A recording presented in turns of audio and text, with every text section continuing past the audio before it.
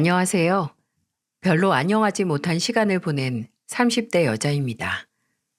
어디서부터 어떻게 시작해야 할지 사연을 보내기로 결심한 지금도 말이 쉽게 떨어지지 않습니다. 그래도 제가 사랑했던 사람의 억울함을 조금이라도 풀어주고 또 본인이 얼마나 사랑을 받고 사랑을 받을 만했던 사람인지 알려주고 싶어서 이렇게 사연을 보내게 됐어요. 저는 첫사랑을 남들보다 배는 늦게 만난 것 같아요. 첫사랑보다는 늦사랑이라고 해도 될 정도로요. 물론 이전에 연애를 안 해본 건 아니지만 정말 사랑이라고 할 수 있는 감정을 느낀 건 한 명뿐이었거든요. 바로 제 남편이죠. 남편은 제가 36살 때 제가 일하는 금거래소에서 함께 일하는 언니의 소개로 만나게 됐어요. 그 언니는 고향이 강주인데 저랑 5년간 함께 일하고 사무실에서 가장 친하기도 해서 같이 여행도 자주 갔거든요. 언니 고향으로 함께 주말에 여행을 갔다가 언니가 오래된 친구가 한 명 있는데 저만 괜찮다면 온 김에 같이 저녁을 먹자고 했거든요. 저는 낯을 가리는 성격도 아니고 또 언니가 정말 친한 친구라고 본인 친구들 중에서 제일 착한 친구라고 해서 궁금하기도 했거든요. 그렇게 만난 남편은 솔직히 처음에는 착한 사람이라는 생각보다 좀 빙구처럼 보일 정도로 순박하다는 게 남편에 대한 첫인상이었어요. 진우 씨랑 언니랑 동갑이라고 했죠? 네? 아, 네네, 맞아요. 36입니다. 뭔 소리야? 너 올해 38이야. 36은 윤주지. 왜 갑자기 나이를 깎아? 어? 맞네. 순간 착각했어. 제가 무슨 말만 걸면 되게 당황하고 말도 더듬거리고 눈도 못 맞추시는 거예요. 나중에는 너무 긴장한 게 보여서 미안해서 말도 못 걸었는데 근데 또 그렇게 긴장을 하면서도 제게 먼저 말을 걸려고 하고 제가 먹으려는 안주가 멀리 있으면 그릇을 제 앞으로 놔주더라고요. 그릇을 든 손이 발발 떠는 게 눈에 다 보이는데 그 모습에 묘한 호감을 느꼈어요. 그날 제가 먼저 남편에게 제 번호를 주고 먼저 톡을 해서 연락을 하기 시작했는데 진짜 제가 톡을 하나 보내면 3분 내로 답이 바로바로 오더라고요. 솔직히 별로 중요한 내용도 아니었거든요. 뭐 밥 먹었냐? 나는 뭐 먹었는데 맛있더라. 퇴근하고 싶다. 아직도 화요일이다. 뭐 이런 거요. 근데 그런 제 문자에 10분 정도 답이 늦어지면 나중에 미안하다. 일하느라 못 봤다고 안절부절하고요. 그 사람은 광주에 있는 대기업 소재의 자동차 공장에서 생산직으로 일하고 있었는데 근무 중에 휴대폰을 잘 못 보는 걸 저도 알고 있었는데 말이죠. 여러분도 예상하셨겠지만 연애 역시 제가 먼저 다가가서 하게 됐어요. 솔직히 저는 이 남자가 대체 언제 제게 진지하게 만나보자 얘기를 꺼낼지 궁금했거든요. 광주에 사는 사람이 거의 3개월 동안 매주 주말마다 서울로 저를 만나러 오는데 그냥 지인을 통해 만난 아는 동생이 보고 싶어서 오는 건 아닐 거 아니에요. 오늘이 그날이겠지 하는 마음으로 나가면 그냥 제가 먹고 싶은 거 먹이고 제가 가고 싶은 곳 같이 가고 아무 말 없이 저를 집까지 데려다 주길래 하루는 너무 답답해서 제가 먼저 말했어요. 언제쯤 나한테 고백할 거예요? 라고 말이죠. 저는 사람 얼굴이 몇 초 만에 그렇게 빨개질 수 있다는 걸 남편 덕분에 알았습니다.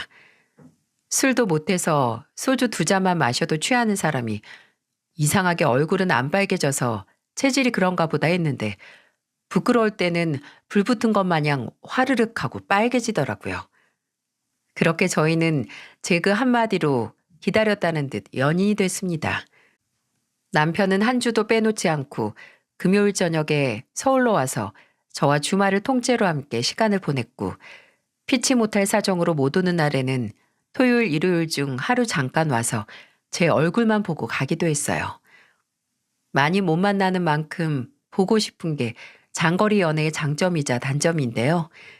그리운 만큼 애틋하고 얼굴을 많이 못 봐서 연애 기간이 길어도 풋풋한 감정을 느낄 수 있었어요. 그렇게 1년을 넘게 만나도 늘 연애 초반처럼 설렜지만 그래도 만난 지 1년 4개월 만에 혼전 임신이 됐을 때는 많이 놀랐네요.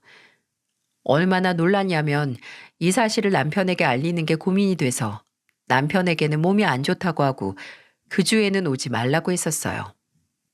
그냥 얼굴을 보면 바로 말할 것 같은데 그게 무섭더라고요. 근데 대체 그 주 데이트는 쉬자는 제 목소리에서 뭘 감지한 건지 그 다음 주 수요일에 월차를 내고 서울로 저를 만나러 왔더라고요. 혼자 더 마음을 정리하려고 했는데 저는 저녁에 저를 사무실까지 데리러 온 남편의 얼굴을 보자마자 제가 임신했다고 말해버렸습니다. 저는 속이 복잡한데 남편은 제 고백을 듣자마자 두 손으로 입을 막더니 이내 어린아이가 거대한 5층짜리 케이크를 본 것처럼 세상에서 가장 행복한 표정을 짓더라고요. 그리고 저를 안아주며 혼자 고민하게 해서 미안해. 정말 미안해. 라고 했어요. 그 품에 안기니 복잡했던 마음이 스르륵 다 풀어져 녹더라고요. 뭐하러 나 혼자 끙끙거리며 고민했나 싶기도 했고요. 그날부터 남편은 혼자 결혼 준비를 시작했습니다. 신혼집 같은 경우에는 아이가 태어나기 전까지는 연애 때처럼 저는 서울의 제 자취방에서 살고 남편도 마찬가지로 계속 지냈던 광주 공장에서 제공한 숙소에서 지내다가 아이를 낳고 나서 광주로 가서 함께 살 집을 구하기로 했어요. 남편은 연애할 때 매주 서울로 와서 자연스럽게 제 가족을 만나서 저만 광주로 가서 시댁 가족들을 보면 됐었어요. 근데 그게 가장 첫 관문이자 가장 큰 난관이었네요. 시댁에 초대를 받고 갔을 때 처음에 놀랐던 건 저는 항상 남편에게 형만 있는 줄 알았거든요. 서로 가족 얘기를 하면 형이나 어머니 그리고 아버지가 10년 전 화물차 운전 중 사고가 나셔서 하반신 마비가 됐다는 얘기만 했었어요. 누나는 진짜 스쳐 지나가는 이야기로도 꺼내지 않았습니다. 그래서 시댁에 갔을 때 시댁의 시부모님과 그리고 아주버님으로 보이는 분 그리고 그 옆에 여자분이 있을 때 저는 당연히 제 형님인 줄 알았어요. 아주버님이 5년 전에 결혼했다는 말을 들었거든요. 근데 아주버님이 집사람은 오늘 친정에 일이 생겨서 못 왔다라는 말을 했을 때 그럼 저 여자는 대체 누구란 말인가? 라는 의문이 제 머릿속을 떠다녔죠. 그때 옆에서 좀 당황한 목소리의 남편이 이런 말을 했죠. 오늘 누나 안 온다고 들었는데 왔네? 나중에 그 자리가 끝나고 남편이 저를 서울로 데려다 주는 길에 사과를 하면서 고백했어요. 누나가 있다는 걸 먼저 말 못해서 미안하다고. 근데 그럴 만한 이유가 있다면서요. 남편의 누나, 그러니까 제 시누이는 아이 둘 낳고 결혼 생활 중에 다른 남자와 바람이 나서 그 남자에게 결혼을 조건으로 5억 정도의 돈을 갈취해 혼인빙자 사기로 징역을 살고 나왔다는 거예요. 남편이 말하길 누나가 예전에 중고 사이트에서도 몇 번 사기로 고소가 돼서 전과가 있었는데 사기죄로 징역을 살고 그해 초에 출소를 했다고. 근데 그걸 제게 어떻게 말을 해야 할지 막막하다고 했죠. 결혼식 전까지는 무조건 말하려고 했고 어차피 누나가 출소 후 가족들과 만나지도 않아서 타이밍을 보고 있었는데 그날 그렇게 집에 있을 줄 몰랐다고요. 근데 여기서 더 환장할 포인트가 뭔 줄 아시나요? 시댁에 인사를 가서 겪은 충격적인 일이 이게 다가 아니었다는 겁니다. 진짜 문제는 따로 있었어요. 그건 바로 시어머니였습니다. 시어머니는 인사를 드리러 간 자리에서 제게 이런 말을 하셨어요. 진훈이가 공장에서 일하면서 통장 관리는 나한테 맡긴 거 알지? 네, 알고 있어요. 생활비 빼고 어머니께 돈 관리 맡겼다고요. 이건 연애 초부터 알고 있었어요. 그래도 30 후반인 사람이 체크카드 안 쓰길래 물었더니 남편은 사회초년생이었을 때부터 자연스럽게 돈 관리를 시어머니께 맡겼다고 하더라고요. 근데 그것도 결혼 전까지고 결혼하고서는 모았던 돈까지 해서 경제권을 다시 받아올 거라고 남편이 말했거든요. 생산직에서 13년 동안 근무하면서 정확히는 어머니께 물어본 적이 없어서 모르지만 적어도 5억 이상은 모았을 거라고 했고요. 그래서 저희는 그 돈으로 광주에서 신혼집을 구할 생각이었어요. 근데 시어머니는 알고 있다는 제 말에 잘 됐다는 것처럼 고개를 끄덕이더니 이렇게 말씀하셨어요. 그럼 얘기가 쉽겠네. 제가 어렸을 때부터 뭐 숫자니 저축 이런 거에 약했어. 그래서 내가 안색에 막느라 얼마나 고생을 했는데.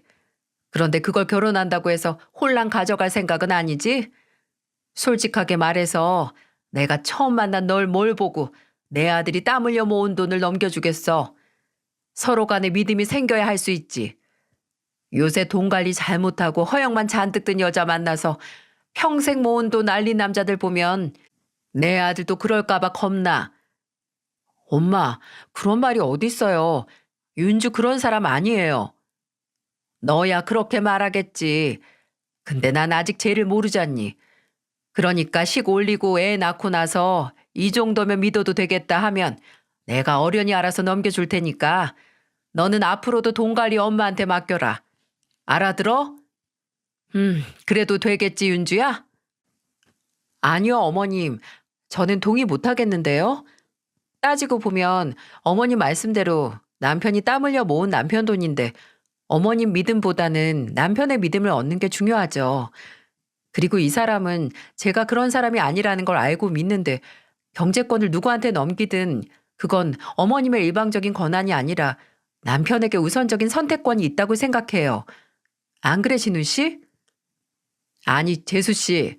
말 참 잘하는데 근데 우리 엄마랑 진훈이 쟤는 원래 그렇게 했다니까요. 진훈이가 재수 씨 만나기 이전부터 참 말 따박따박 잘하네. 아니, 넌 부모님이 그렇게 가르쳤니?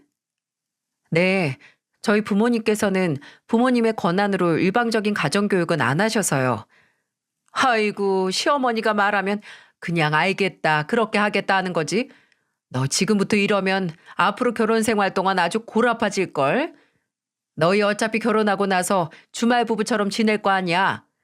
그럼 결혼하자마자 집이 필요한 것도 아닌데 그 큰 돈이 뭐가 필요하다고. 엄마, 저희 곧 있으면 애 태어나요. 그럼 계속 주말 부부로 살 수도 없고 윤주가 광주로 올 거라서 지금 당장은 아니라도 신혼집 계약은 해야 하고요. 그리고 저도 결혼하기 전에 엄마한테 맡긴 돈 가져오려고 했어요. 앞으로 월급 관리도 직접 윤주랑 할 생각이었고요. 아유, 아주 벌써 물들었구나, 너. 아니, 13년 동안 아무 말 않고 잘 따라오더니 여자 하나 만나서 정신머리가 여자가 원하는 대로 싹 개조됐어. 윤줄 만나서가 아니라 저 분명 엄마한테 통장 맡길 때 결혼하면 그때 달라고 했고 걱정 말라고 다 적금으로 돌려서 너 장가 갈 때 주겠다고 한 거 엄마예요. 이해가 안 가는데 도대체 왜 뺏기는 사람처럼 구세요? 형 결혼할 때는 집 구하라고 2억인지 3억인지 바로 만들어 주셨으면서 왜 저는 제 돈도 못 준다고 하시는데요? 남편은 그 자리에서 저와 약속했던 대로 시어머니에게 단호하게 나갔어요. 웃긴 게 돈을 관리했던 시어머니가 반발을 한 건 100번 양보해서 예상했던 모습이긴 한데 옆에 있는 아주버님이나 시누이가 남편의 그런 모습을 괘씸했다는 겁니다. 근데 남편은 지지 않았고 그렇게 단호한 막내 아들의 모습을 처음 본 시어머니 입에서 이런 말이 나올 수 있었어요. 아유, 알았다, 알았어. 지금 적금으로 묶여있는 돈 있으니까 그거 만기되면 줄게. 너 애 낳기 전에 끝날 거니까 그때 준다고. 필요 이상으로 화를 내는 모습이 당황스럽긴 했지만 그래도 시어머니 앞에서 신혼집 구하기 전까지 준다는 말이 나와서 다행이었죠. 그 후에 남편은 제게 어머니가 원래 옛날부터 유독 통제가 심하고 본인이 안 하면 큰일 나는 줄 아는 사람이라고 하며 사과를 했습니다. 그래도 저는 평생 그런 어머니에게 반대를 안 했던 사람이 결혼을 결심한 후로 강하게 행동했던 남편이 자랑스러웠어요. 그 사람 성격이 어떤 줄 잘 아니까요. 근데 또 다른 난관은 그렇게 사위를 마음에 들어하고 이 결혼을 응원했던 부모님과 언니가 상견례를 한 후에 결혼을 다시 생각해 보라고 했다는 겁니다.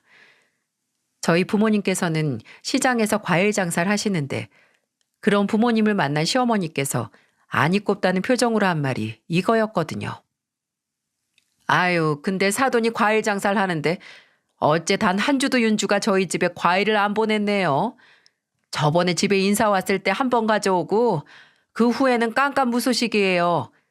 그때 가져온 망고도 영 맹탕이더만. 과일이라는 게 당도를 일일이 감쪼아 먹는 까치 마냥 맛을 보고 보내드릴 수 없어서 그런 일이 생겼나 보네요. 기대에 부응하지 못한 게 죄송해서라도 사부인께서 파는 물건 몇 개 사드려야겠어요. 사부인께서도 장사하신다고 들었는데 무슨 장사하신다고요? 네? 아, 그냥 이것저것 상황 되는 대로 물건 떼와서 팔고 있습니다.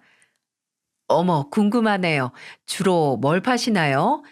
사부인께서 파는 물건 중에 잘 나가는 건 뭐예요? 그게 그때그때 달라져서요.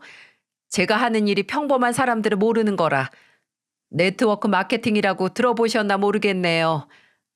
그거 혹시 다단계 말씀하시는 건가요? 여기서 저는 또 한 번 놀랐죠. 참 안 놀랄 틈을 안 주십니다. 영어로 번드르하게 말했지만 아시는 분은 다 아실 거예요. 네트워크 마케팅, 그건 바로 일명 다단계를 부르는 다른 명칭이었던 거예요.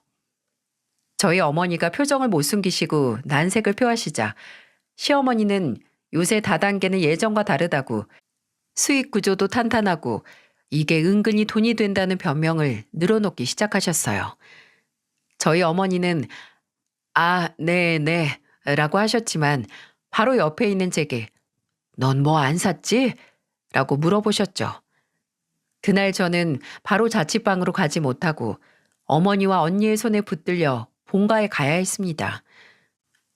어머니는 집에 도착하자마자 웃옷을 벗어 바닥에 그냥 내팽겨 두시고 찬물을 벌컥벌컥 드셨고요.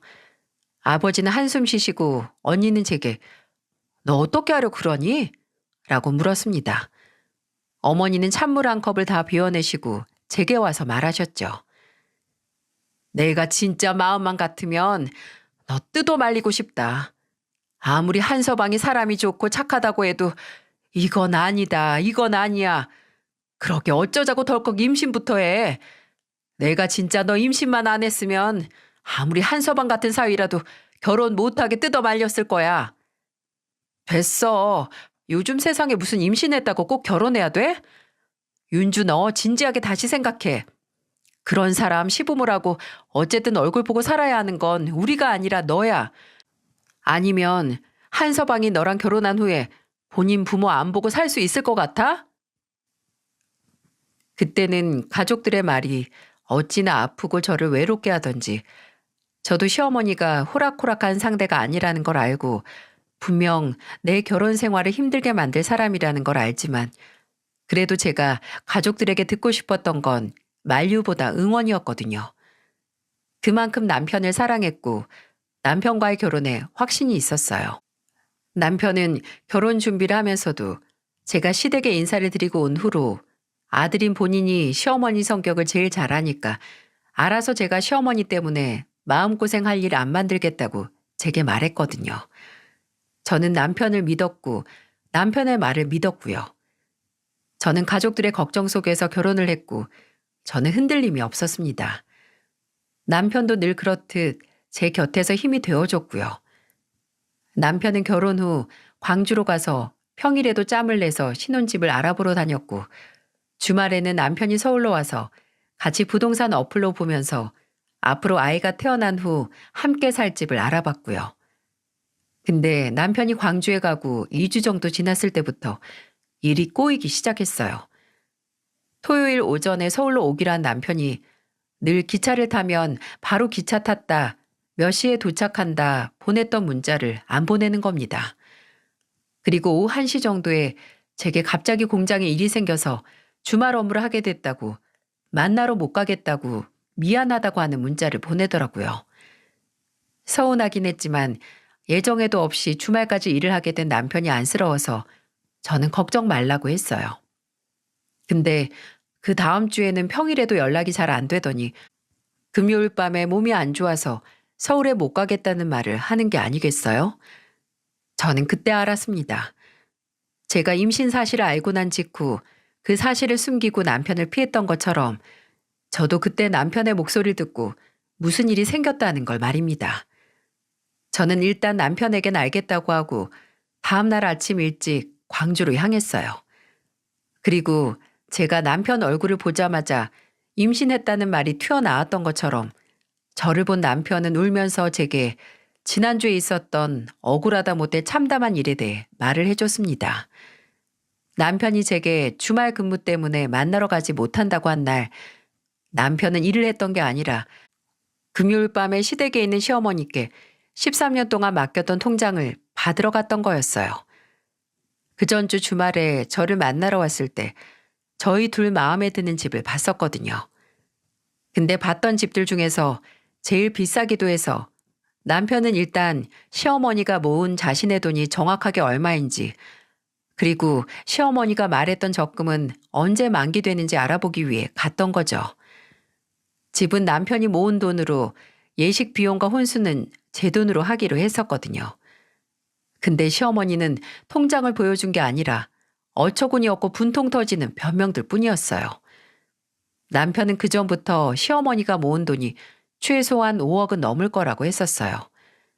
그도 그럴 게 예외가 없으면 13년 동안 생활비 30만 원에서 40만 원 제외한 월급을 모두 시어머니께 관리해달라 맡겼다고 했거든요. 그래서 남편이 별다른 의심 없이 시어머니께 그래도 5억은 되죠? 그럼 지난주에 보고 온 집 계약할 수 있는데 라고 말했는데 시어머니 입에서는 태연스럽게 이런 말이 나왔다고 합니다. 그 돈 없어. 그 정도는 안 돼. 돈이 없다고요? 왜요? 제가 계산해 봤는데 통장에만 넣어놨어도 최소 5억은 넘던데요? 얘는 누가 돈을 은행에 처박아 두니? 얘가 여직 이렇게 돈 돌아가는데 까막눈이야. 내가 이러니까 너한테 통장 관리 못 맡기는 거야. 아니, 엄마, 말 돌리지 말고 대답하세요. 돈이 없다는 게 무슨 소리냐고요? 시어머니는 13년 동안 본인에게 돈 관리를 맡겨온 남편에게 마치 남처럼 아니 작정하고 13년 동안 등쳐먹을 대로 처먹은 사람에게 말하는 것처럼 뻔뻔하게 말했다고 해요. 너 생각해봐라. 네 아버지 저렇게 되고 나 혼자 우리 가족 먹여 살리느라 얼마나 고생했어. 근데 진영이 진주 결혼한다고 하지. 진주 고깃집에는 사고만 쳐서 여기저기 합의금 물어줘야 하지. 그것도 모자라서 걔 감옥 간 다음에 네 조카들 데려와서 키우느라 돈 들었지. 그래서 엄마 하고 싶은 말이 뭔데요? 내가 엄마도 정말 살고 싶어서 그랬어. 살고 싶어서. 나도 이렇게 될지 모르고 그냥 우리 아들이 벌어오는 돈 잘 만져서 불려주려고 그랬단 말이야. 장황한 말을 늘어놓던 시어머니의 말은 그거였습니다. 남편이 맡겼던 돈 중 1억 2천이란 돈을 본인이 하는 네트워크 마케팅, 그 다단계 투자를 해서 까먹었다고요. 남편은 말 그대로 꼭지가 돌았죠. 아니, 왜 내 돈을 엄마 마음대로 투자를 해요? 그게 엄마 돈이에요? 할 거면 나하고 의논이라도 하든가. 아니, 그것보다 대체 무슨 생각으로 다단계 투자를 해요? 제정신이에요? 내가 그럴 줄 알고 그랬어? 다 너 생각해서 나도 진짜 답답하고 죽고 싶었다고. 됐어요. 그거 엄마한테 도로 내놓으라고 안 할 테니까 그럼 남은 돈이라도 당장 줘요. 1억 2천 빼고 있을 거 아니에요. 여러분은 예상이 가시나요? 맞아요. 그 남은 돈도 이미 통장에 남아있지 않았습니다. 시어머니는 네가 급할 땐 써도 된다고 해서 라는 말을 하며 5년 전 아주버님이 결혼할 당시 신혼집 마련을 위해 남편이 맡긴 돈에서 3억을 뺏어줬다는 말과 그 후에도 돈이 필요하면 몇 번 그 통장에서 돈을 뺏어 썼다는 말을 들었을 때 남편은 돌아버리는 줄 알았다고 해요. 엄마, 진짜 어떻게 나한테 이래요? 내가 내 돈 마음대로 다 써도 된다고, 형이든 누나든 다 퍼줘도 된다고 그렇게 말했어요? 급할 때는 빼서 써도 되는데 꼭 다시 채워 넣어주라고. 엄마도 그건 당연하다고 했잖아요. 그런데 형이 결혼한 지 5년이 지났는데 어떻게 나한테 말도 안 하고 돈도 돌려놓지 않을 수 있냐고요. 정말 나 죽는 꼴 보고 싶어서 이래요? 이게 어디서 부모한테 죽내만의 협박이나 해. 너는 네 가족이 네 돈 쓴 게 그렇게 아깝니? 그리고 따지고 보면 그게 어떻게 네 돈이야? 지금까지 너 키우느라 들인 돈이 얼만데 네 엄마한테 그 정도 권리 있어. 지금까지 그 돈 잘 모아뒀다가 네 가족들 필요할 때 쓰였으면 잘 쓰인 거지. 무슨 돈 욕심이 많아서 엄마 앞에서 입에 거품까지 물면서 이 난리야 난리가. 저는 억울하고 억장이 무너지다 못해 녹아내리는 그날 일을 말하며 제 앞에서 미안하다고 우는 남편을 보면서 혈압이 뚝 떨어지는 기분이었어요. 남편이 너무 불쌍하고 안 된 마음이 든가 동시에 뒷골이 당길 만큼 화가 났어요. 당장 이 문제를 어떻게 해야 할지 가늠이 안 됐고 제게 설명할 것도 막막하고 제 얼굴 볼 염치가 없어서 서울에 못 갔다고 벌벌 떨면서 말하는 남편을 진정시키고 일단 아주버님에게 찾아가기로 했습니다. 남편의 돈으로 집을 사 살고 있는 아주버님에게 가서 상황을 설명하고 따질 건 따진 후에 당장 돈으로 못 돌려받으면 그 집을 팔아서라도 원금을 받을 생각이었어요. 근데 저희가 연락도 없이 찾아가서 시어머니에게 이제야 전해들은 말을 했을 때 남편의 형이라는 사람이 무슨 얘기를 했을까요? 형은 어떻게 내 돈으로 이 집 사서 5년 동안 살면서 이 집 산 돈이 내 돈이라는 걸 말을 안 해? 야, 나도 몰랐었어. 나중에 집 사고 얼마 살고 나서 알았지. 엄마가 줬으니까 그냥 엄마 돈이겠거니 한 거지. 내가 뭐 처음부터 네 돈이란 걸 알고 가져갔겠냐? 아무튼 알고 있었던 거 아니야. 됐다. 더 말해서 뭐해. 이제 나도 실상을 알아서 그 돈 받아야겠으니까 현금으로 3억을 주던지 없으면 이 집을 팔아서라도 줘. 형 결혼할 때 내가 본의 아니게 도와줬으니까 나도 결혼하고 나서 내 가족이랑 같이 살 집 구해야 할 돈 돌려받아야겠어. 이 아파트가 몰랐잖아. 팔고 내 돈 돌려줘도 형한테 남는 돈 있을 거 아니야.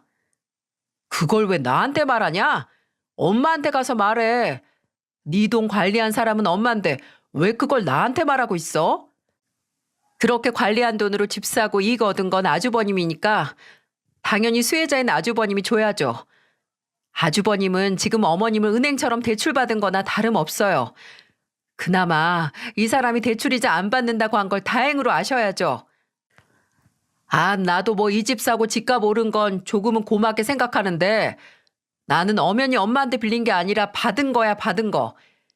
진훈이 너한테 말 안 하고 3억 쓴 건 엄마인데 내가 무슨 상관이야? 진짜 말이 안 통하네요. 뻔뻔하고 무식하고 엄마 손 빌려 동생 돈 가로채서 집 사서 사는 게 그게 뭐가 자랑이라고 그렇게 당당해요?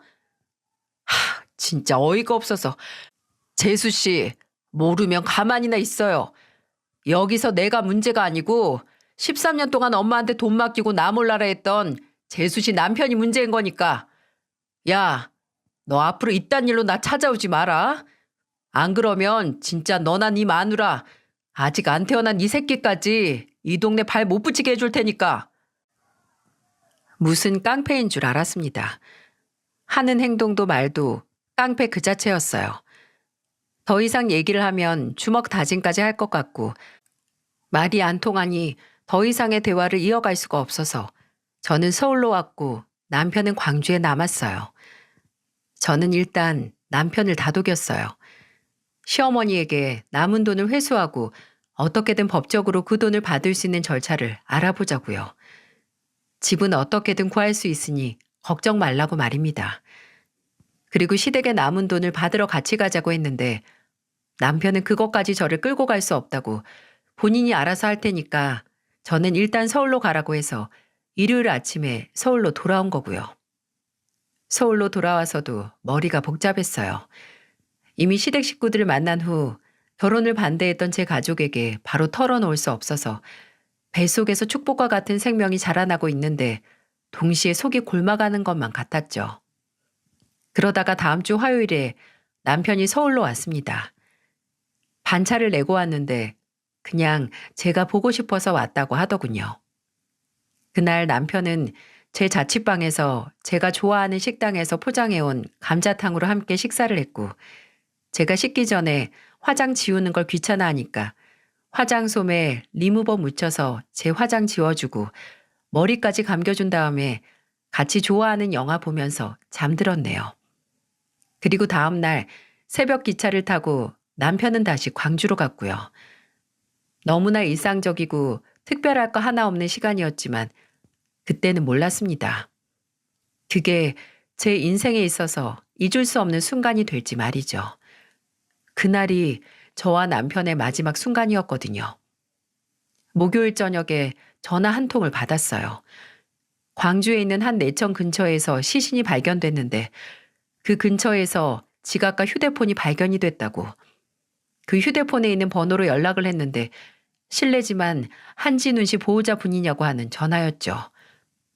막 집에 들어왔던 전 그대로 주저앉았고 당장 병원으로 와달라는 말을 하는 구급대원의 전화가 끊겼음에도 한참을 휴대폰을 붙들고 그 자리에 주저앉아 있었어요. 이러면 안 되는데, 일어나서 그 사람한테 가야 하는데 라는 생각을 하는데 다리는 안 움직이고 머리는 멍하고 그때는 영혼이 다 빠져나간 껍데기가 된 기분이었습니다. 저는 언니에게 전화를 했어요. 언니, 어떡해? 내 남편, 우리 진훈 씨 어떡해? 언니는 놀라서 무슨 일이냐고 물었고 제가 받은 전화 내용을 듣자마자 너 절대 혼자 운전해서 갈 생각하지 말라고 언니가 갈 테니까 기다리라고 했어요. 언니는 오면서 부모님께도 연락을 했는지 언니보다 부모님이 먼저 제 집에 도착하셨고 저희는 언니 차를 타고 남편이 있는 병원으로 향했습니다. 솔직히 말하면 아직도 그 상황이 잘 기억이 안 나요. 기억이 뿌옇고 중간중간 끊기기도 했는데 언니 말로는 제가 두세 번 정도 몇 초씩 정신을 잃었다고 하더군요. 차게 식은 남편을 보고도 한 번 쓰러졌고요. 현장에 도착한 경찰의 말로는 근처 산책을 하던 시민의 제보로 현장에 출동을 했고 술에 취한 남편이 내천에서 극단적인 선택을 했다고 하더군요. 그 근처 물 밖에 소주 2병과 우돛이 있었다고 하면서 제게 건네줬는데 옷을 받아들었는데 거기서 나는 남편의 향수 냄새를 맡고 그대로 옷을 안고 주저앉아 오열했습니다. 극단적인 선택을 앞두고 얼마나 무서웠으면 평소에 2잔도 채 못 먹는 술을 2병이나 입에 털어넣었을까. 물 안에서 혼자 얼마나 추웠을까 하는 생각에 한참을 울다가 그 안에서 휴대폰이 나왔고 또 안 주머니에서 종이봉투가 하나 나왔어요. 남편의 유서였습니다. 유서 제일 위에는 누구보다 미안하고 고맙고 사랑하는 윤주, 그리고 꼭 만나고 싶었던 우리 콩콩이에게 라는 글이 써져 있었어요. 콩콩이는 제 뱃속 아이의 태명이었죠. 윤주야, 너한테 할 말이 산더미 같아가도 용기가 없고 나약한 주제 입이 10개라도 할 말이 없어서 몇 번을 주저했는지 몰라. 할 말을 정리하다가도 어차피 남는 말은 사무치게 미안하다는 말하고 가슴이 아리도록 너를 사랑한다는 말뿐이더라. 심심하고 비슷하게 굴러가던 내 인생은 윤주 널 만나면서 너와 내가 세상의 주인공이 된 것처럼 나를 특별하게 만들어줬는데 어쩌다가 이렇게 된 걸까? 너를 만나 색깔을 찾은 내 인생이 한순간에 다시 색을 잃고 흑백이 된 기분이야. 분명 너와 콩콩이를 누구보다 행복하게 만들어주고 싶고 나는 그런 너와 콩콩이를 보면서 행복한 인생을 살고 싶었는데 어디서부터 잘못된 건지 내가 살아온 지금까지 인생이 빈 껍데기 같고 어떻게 다시 시작을 해야 할지 막막해서 하루에도 수십 번씩 숨통이 막혀서 정신이 아득해진 기분이야. 너와 콩콩이를 두고 가는 주제에 부탁까지 하는 게 염치 없을 수 있지만 윤주야, 나는 고작 돈 때문에 너와 콩콩이를 두고 가는 게 아니야. 돈은 다시 모을 수 있지만 잃어버린 내 시간은 어떻게 해야 하지? 난 이제 내가 누군지 모르겠어. 이 글을 쓰고 있는 동안에도 내가, 내가 아닌 것 같은 감각에 멀미가 나는 것 같아, 윤주야. 남편이 마치 고통 속에서 질식해가면서 쓴 것 같은 유서에는 너와 콩콩이에게 마지막으로 줄 수 있는 것이라는 말과 함께 내 앞으로 된 종신보험은 사인이 자살이라도 가입 후 2년이 지난 뒤에는 재해 사망으로 분류가 돼서 보험금을 지급받을 수 있다라는 내용이 있었는데 그때는 이게 보이지도 않았습니다. 유서의 맨 끝자락에 다시 한번 제게 용서를 구하는 내용과 함께 내 휴대폰에 저장된 녹음 파일을 듣고 조금이라도 내 죽음을 윤주 네가 이해해 주길 바래 라는 문장이 제 눈에 들어왔기 때문이었어요. 그 문장을 읽자마자 저는 남편의 의도새에서 휴대폰을 꺼내 저장된 음성 파일을 열었고 총 3개의 파일이 지난 일요일에 2개, 수요일 1개로 날짜가 찍혀 있었어요. 일요일 날짜로 저장된 파일 중에 남편과 시어머니의 전화 통화가 있었는데 저는 그 파일을 듣고 다시 한번 제 남편이 너무 불쌍해서 가슴이 찢어지는 고통을 느껴야 했습니다. 그 전화 통화 내용의 앞부분은 남편이 내 돈 다 쓰고 나서 남은 돈이 얼마나 되냐, 당장 그거라도 보내라고, 그리고 나는 끝까지 내가 맡긴 돈 받을 거라는 말을 하고 있었는데 그 말에 시어머니는 코웃음을 치며 이런 말을 한 게 녹음이 됐었더라고요. 야, 이래서 머리 검은 짐승은 거두지 말라고 하는 거다. 걷어서 입혀주고 재워줬더니 고작 그 돈 때문에 키워준 사람한테 그딴 소리나 하니? 내가 널 어떻게 키웠는데? 그건 또 무슨 소리예요 지금? 너 지금 큰일 날 짓 하는 거야. 너는 내가 내 배 아파 낳은 자식 돈 날린 악독한 엄마 같겠지만 내 입장에서 나는 내 자식 아닌 애 걷어 키운 거 돈 몇 푼으로 보상받은 거야. 그것도 나 혼자서 쓴 것도 아니고 첨년 자식이랑 같이 자라서 불쌍한 내 친자식들한테 쓴 거고. 시어머니는 휴대폰 너머로 말문이 막혀 아무 말도 못하고 있는 남편에게 계속되는 폭로를 했습니다. 너는 내 배 아파 낳은 자식이 아니고 네 애비가 밖에서 바람난 여자 사이에서 태어난 애를 데려와서 사정사정을 해서 키울 수밖에 없던 거라고. 그리고 나도 너 같은 거 키우고 싶지 않았는데 그래도 내 남편 자식이고 네가 불쌍해서 내 자식들이랑 차별 없이 키웠다고.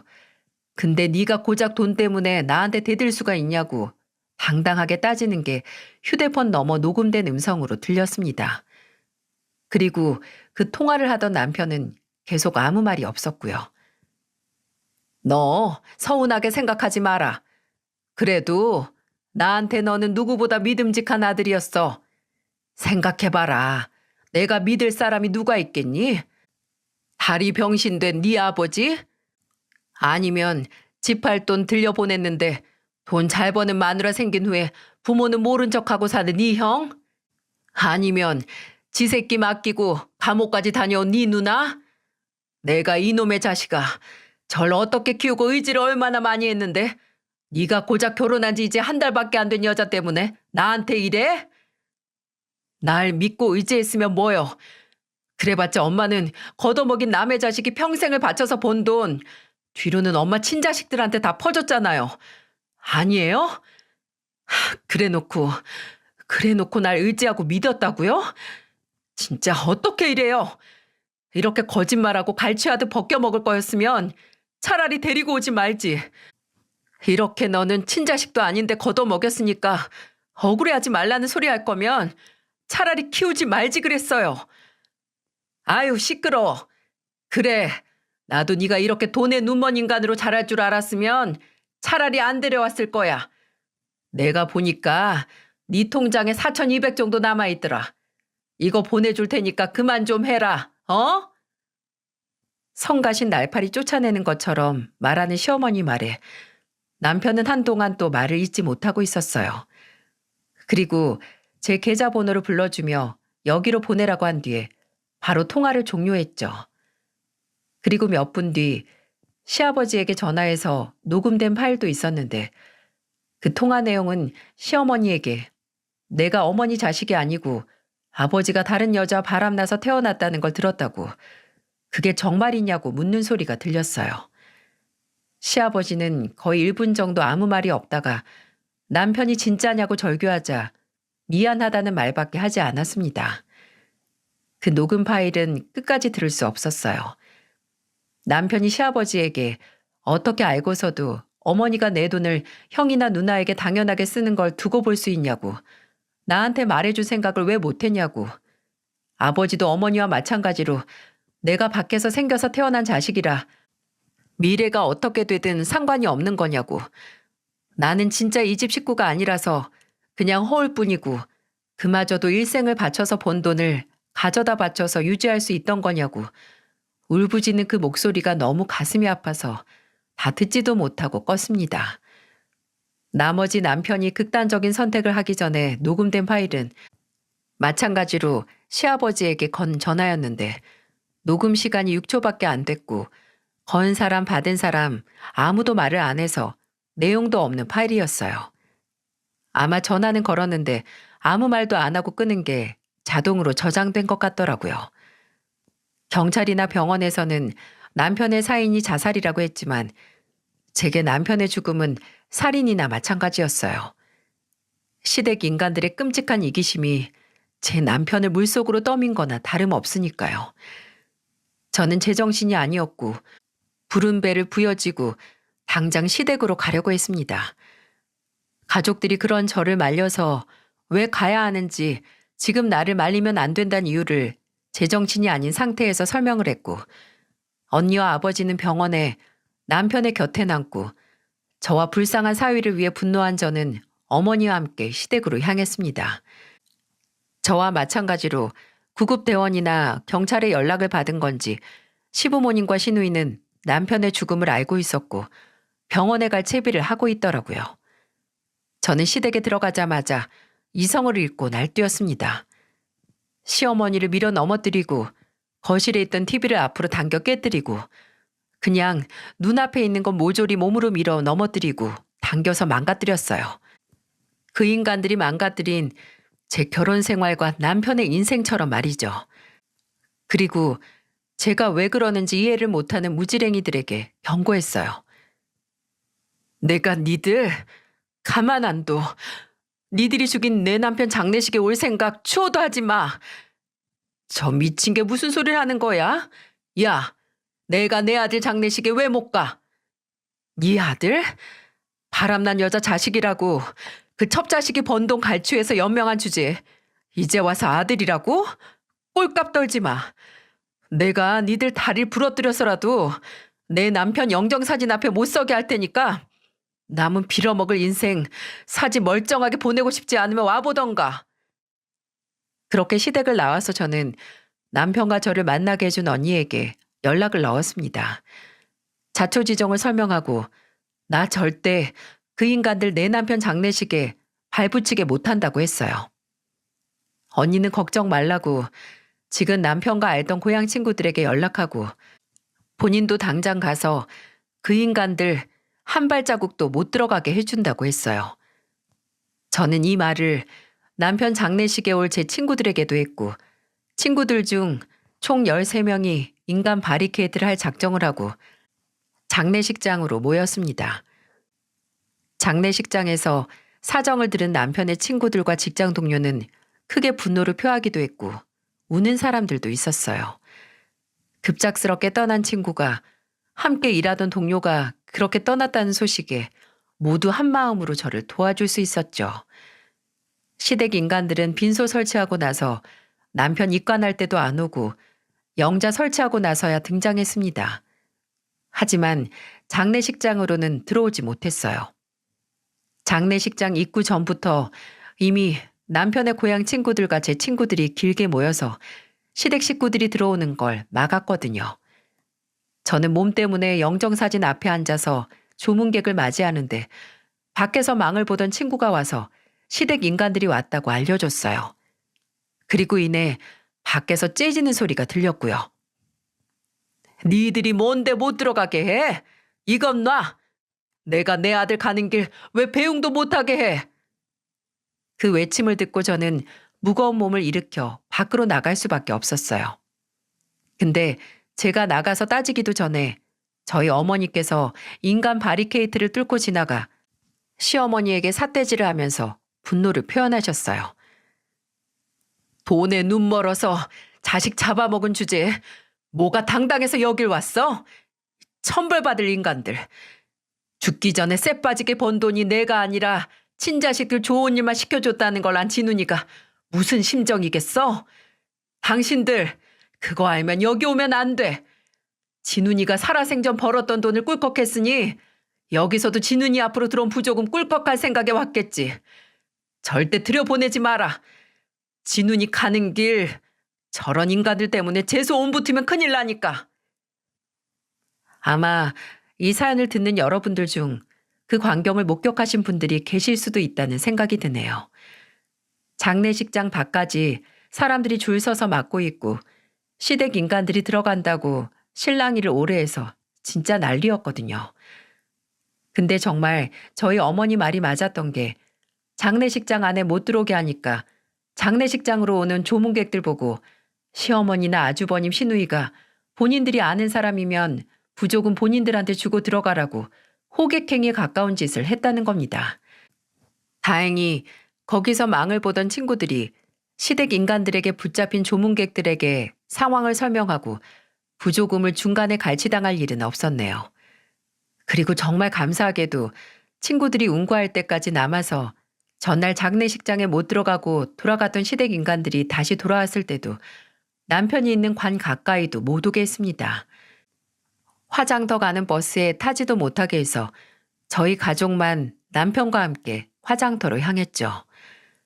그 후 저는 남편을 납골당에 안치까지 시키고 돌아와서 어떻게든 남편이 평생 동안 모은 그 돈을 시댁 인간들에게서 되찾기 위해 방법을 찾으려고 했어요.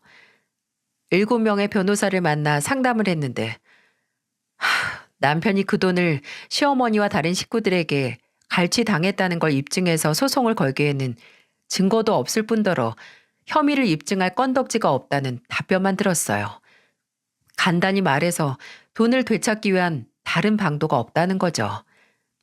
그래도 남편이 젊은 날부터 본인의 미래를 위해 모은 그 돈은 꼭 찾아주고 싶었는데 떠난 남편을 볼 낯이 없겠더라고요. 그래도 정말 천만다행으로 장례식장에서 있었던 소동이 소문이 파다하게 퍼져서 시부모님이 사는 동네까지 그 집은 밖에서 만들어 데려온 자식 노예처럼 일 시켜서 돈만 갈취한 파렴치한 인간들 이런 소문이 돌았다는 겁니다. 남편을 소개시켜준 언니가 고향의 소문이 좀 심각할 정도로 나서 시댁 현관문 앞에 날계란을 던지고 가는 사람들도 있었고 천벌 받으라는 쪽지를 붙여놓고 가는 사람들도 많았다고 해요. 그러다가 남편이 떠나고 2달 뒤에 야반도주하듯 이사를 갔다고 들었고요. 도망치듯 떠난 모습이 그 인간들에게 딱 맞는 모습이긴 하지만 저는 지금도 그 인간들이 지옥불에서 불타길 매일 기도하고 있습니다. 이런 걸 기도하면 저도 언젠가 천벌을 받을 수 있겠지만 솔직히 저는 악마에게 제 영혼을 팔아도 좋으니 제발 제가 살아생전 그 인간들이 고통을 받았다는 소식을 듣고 싶은 심정이에요. 아직도 종종 남편이 마지막에 가족에게 사랑받지 못하고 평생 이용만 당했다는 기억을 가진 채 눈을 감았다는 사실에 치가 떨리게 분노하곤 하니까요. 저는 이래도 되나 싶을 정도로 잘 지내고 있으니 걱정 마시길 바랍니다. 스트레스 때문에 예정일보다 1달 먼저 출산을 했지만 다행히 제 딸은 건강하게 잘 자라고 있어요. 집을 정리하고 친정에서 부모님과 함께 살고 있고 남편이 시어머니 아니 그 악독한 인간을 통해 제게 보내준 4천만 원의 돈과 그리고 남편 앞으로 나온 종신보험금을 받아 그 돈으로 생활하며 앞으로 아이와 함께 어떻게든 남편이 걱정하지 않고 살 수 있을지 찾아볼 생각이에요. 그리고 이 사연은 부디 제 사연을 들은 여러분께서 억울하게 눈 감은 제 남편이 제게 얼마나 소중한 존재이고 특별한 사람인지 알아주셨으면 좋겠고 또 눈 감기 전 그 차가운 물속에서 사랑받지 못하고 이용당했던 기억을 가진 채 떠난 남편이 제발 그게 전부가 아니라는 걸 꼭 알았으면 좋겠어요. 여보, 당신이 나한테 너 만나기 전까지는 연애 경험이 없다고 했을 때 나도 당신이 내 첫사랑이야 라고 장난스럽게 말했었지. 당신은 내가 자기 말을 믿지 않는다며 투덜거렸지만 나도 그 말이 진심이었어. 여보, 나는 당신과 결혼한 거 후회하지 않아. 당신은 내가 진심을 다해서 사랑했다고 말할 수 있는 처음이자 유일한 사람이니까. 앞으로도 그 사실은 변하지 않을 거고, 당신이 아니었다면 이렇게 사랑스러운 우리 콩콩이랑 만나지 못했을 거잖아. 이렇게 예쁘고 웃는 모습이 당신을 닮았는데 내가 어떻게 후회할 수가 있겠어. 여보, 제발 당신의 마지막 기억이 극단적인 선택을 하기 위해 술에 취해 물에 잠기는 그런 기억이 아니라 그냥 그 마지막 날 나랑 같이 밥 먹고 손잡고 침대에 누워서 우리가 좋아하는 영화를 보다 서로의 숨소리를 자장가 삼아 잠드는 그 기억이었으면 좋겠다. 여보, 콩콩이 아빠, 사랑해. 정말 이 세상 누구보다 사랑하고 내가 그 마음으로 우리 콩콩이 사랑하면서 잘 키울 테니까 걱정 말고 훗날 다시 만나는 날 예전처럼 나 꼭 안아줘야 돼. 세상에 사랑하는 사람과 예상치 못한 이별을 하는 사람들이 없길 바라며 이 사연을 마치겠습니다. 모두 건강하고 행복하셨으면 좋겠습니다. 긴 사연 함께 해주셔서 감사합니다. 안녕하세요. 저는 30대 중반의 여자입니다. 이번에 남자친구와 좋지 않게 헤어지고 속에 쌓인 이야기를 털어놓고 싶어서 이렇게 사연을 보내봅니다. 우선 제 이야기를 털어놓기 전에 먼저 우리 집안 이야기부터 해야겠네요. 제 유년 시절은 항상 가난하고 힘듦의 연속이었습니다. 아버지께서 해주신 이야기로는 제가 태어나기 전 할아버지께서는 넓은 논밭을 갖고 한 마을의 유지라고 할 정도로 존경받는 집안이었는데요. 하필이면 할아버지께서 친구분의 보증을 잘못 써버린 바람에 현재로 환산하면 수십억쯤 될 법한 집안의 모든 재산을 종이처럼 날리셨다고 합니다. 평생 모은 재산을 하루아침에 날리고만 할아버지께서는 매일 술에 빠져 사셨고 그 때문에 집안은 점점 더 기울었다고 해요. 아버지께서는 점점 줄어드는 가세 때문에 다른 형제들은 다간 대학도 가지 못하시고 바로 생활전선에 뛰어드셨다고 합니다. 그렇게 젊은 나이부터 여러 일을 전전하시던 와중 어머니를 만나셨지만 어머니의 집안도 사정이 그리 좋지는 않아서 살림이 크게 나아진 것은 없었다고 했습니다. 결혼 후 저를 낳으신 두 분은 그저 근근하게 입에 풀칠만 하며 저를 키우셨죠. 그 때문에 저 역시 어린 시절부터 가난이 익숙했습니다. 저는 얼른 어른이 되어서 돈이 벌고 싶었어요. 그래서 고등학교 졸업 후 대학교 진학은 포기하고 바로 취직을 하고자 했습니다. 부모님께선 제가 대학에 진학하기를 바라셨지만 집안 사정을 뻔히 아는데 어떻게 그렇게 하겠어요. 물론 부모님께선 제 결정에 크게 반대하셨죠. 유정아, 다시 한번 생각해봐라. 대학 등록금은 네 엄마랑 내가 열심히 일해서 마련해주마. 그러니까 고집 부리지 말고 대학 가도록 해. 아니에요, 아빠. 요즘은 옛날이랑 달라서 대학 나와도 다들 비슷하게 취직하고 살아요. 그럴 거라면 차라리 저는 남들보다 더 먼저 취직해서 경력을 쌓을래요. 유정아, 돈 걱정 때문에 그런 거니? 그건 아빠랑 엄마가 어떻게든 해결해 볼게. 그러니까 너는 아무 생각 말고 대학 갔으면 좋겠구나. 그렇다고 지금 가고 싶지 않은 대학을 억지로 가고 싶지 않아요.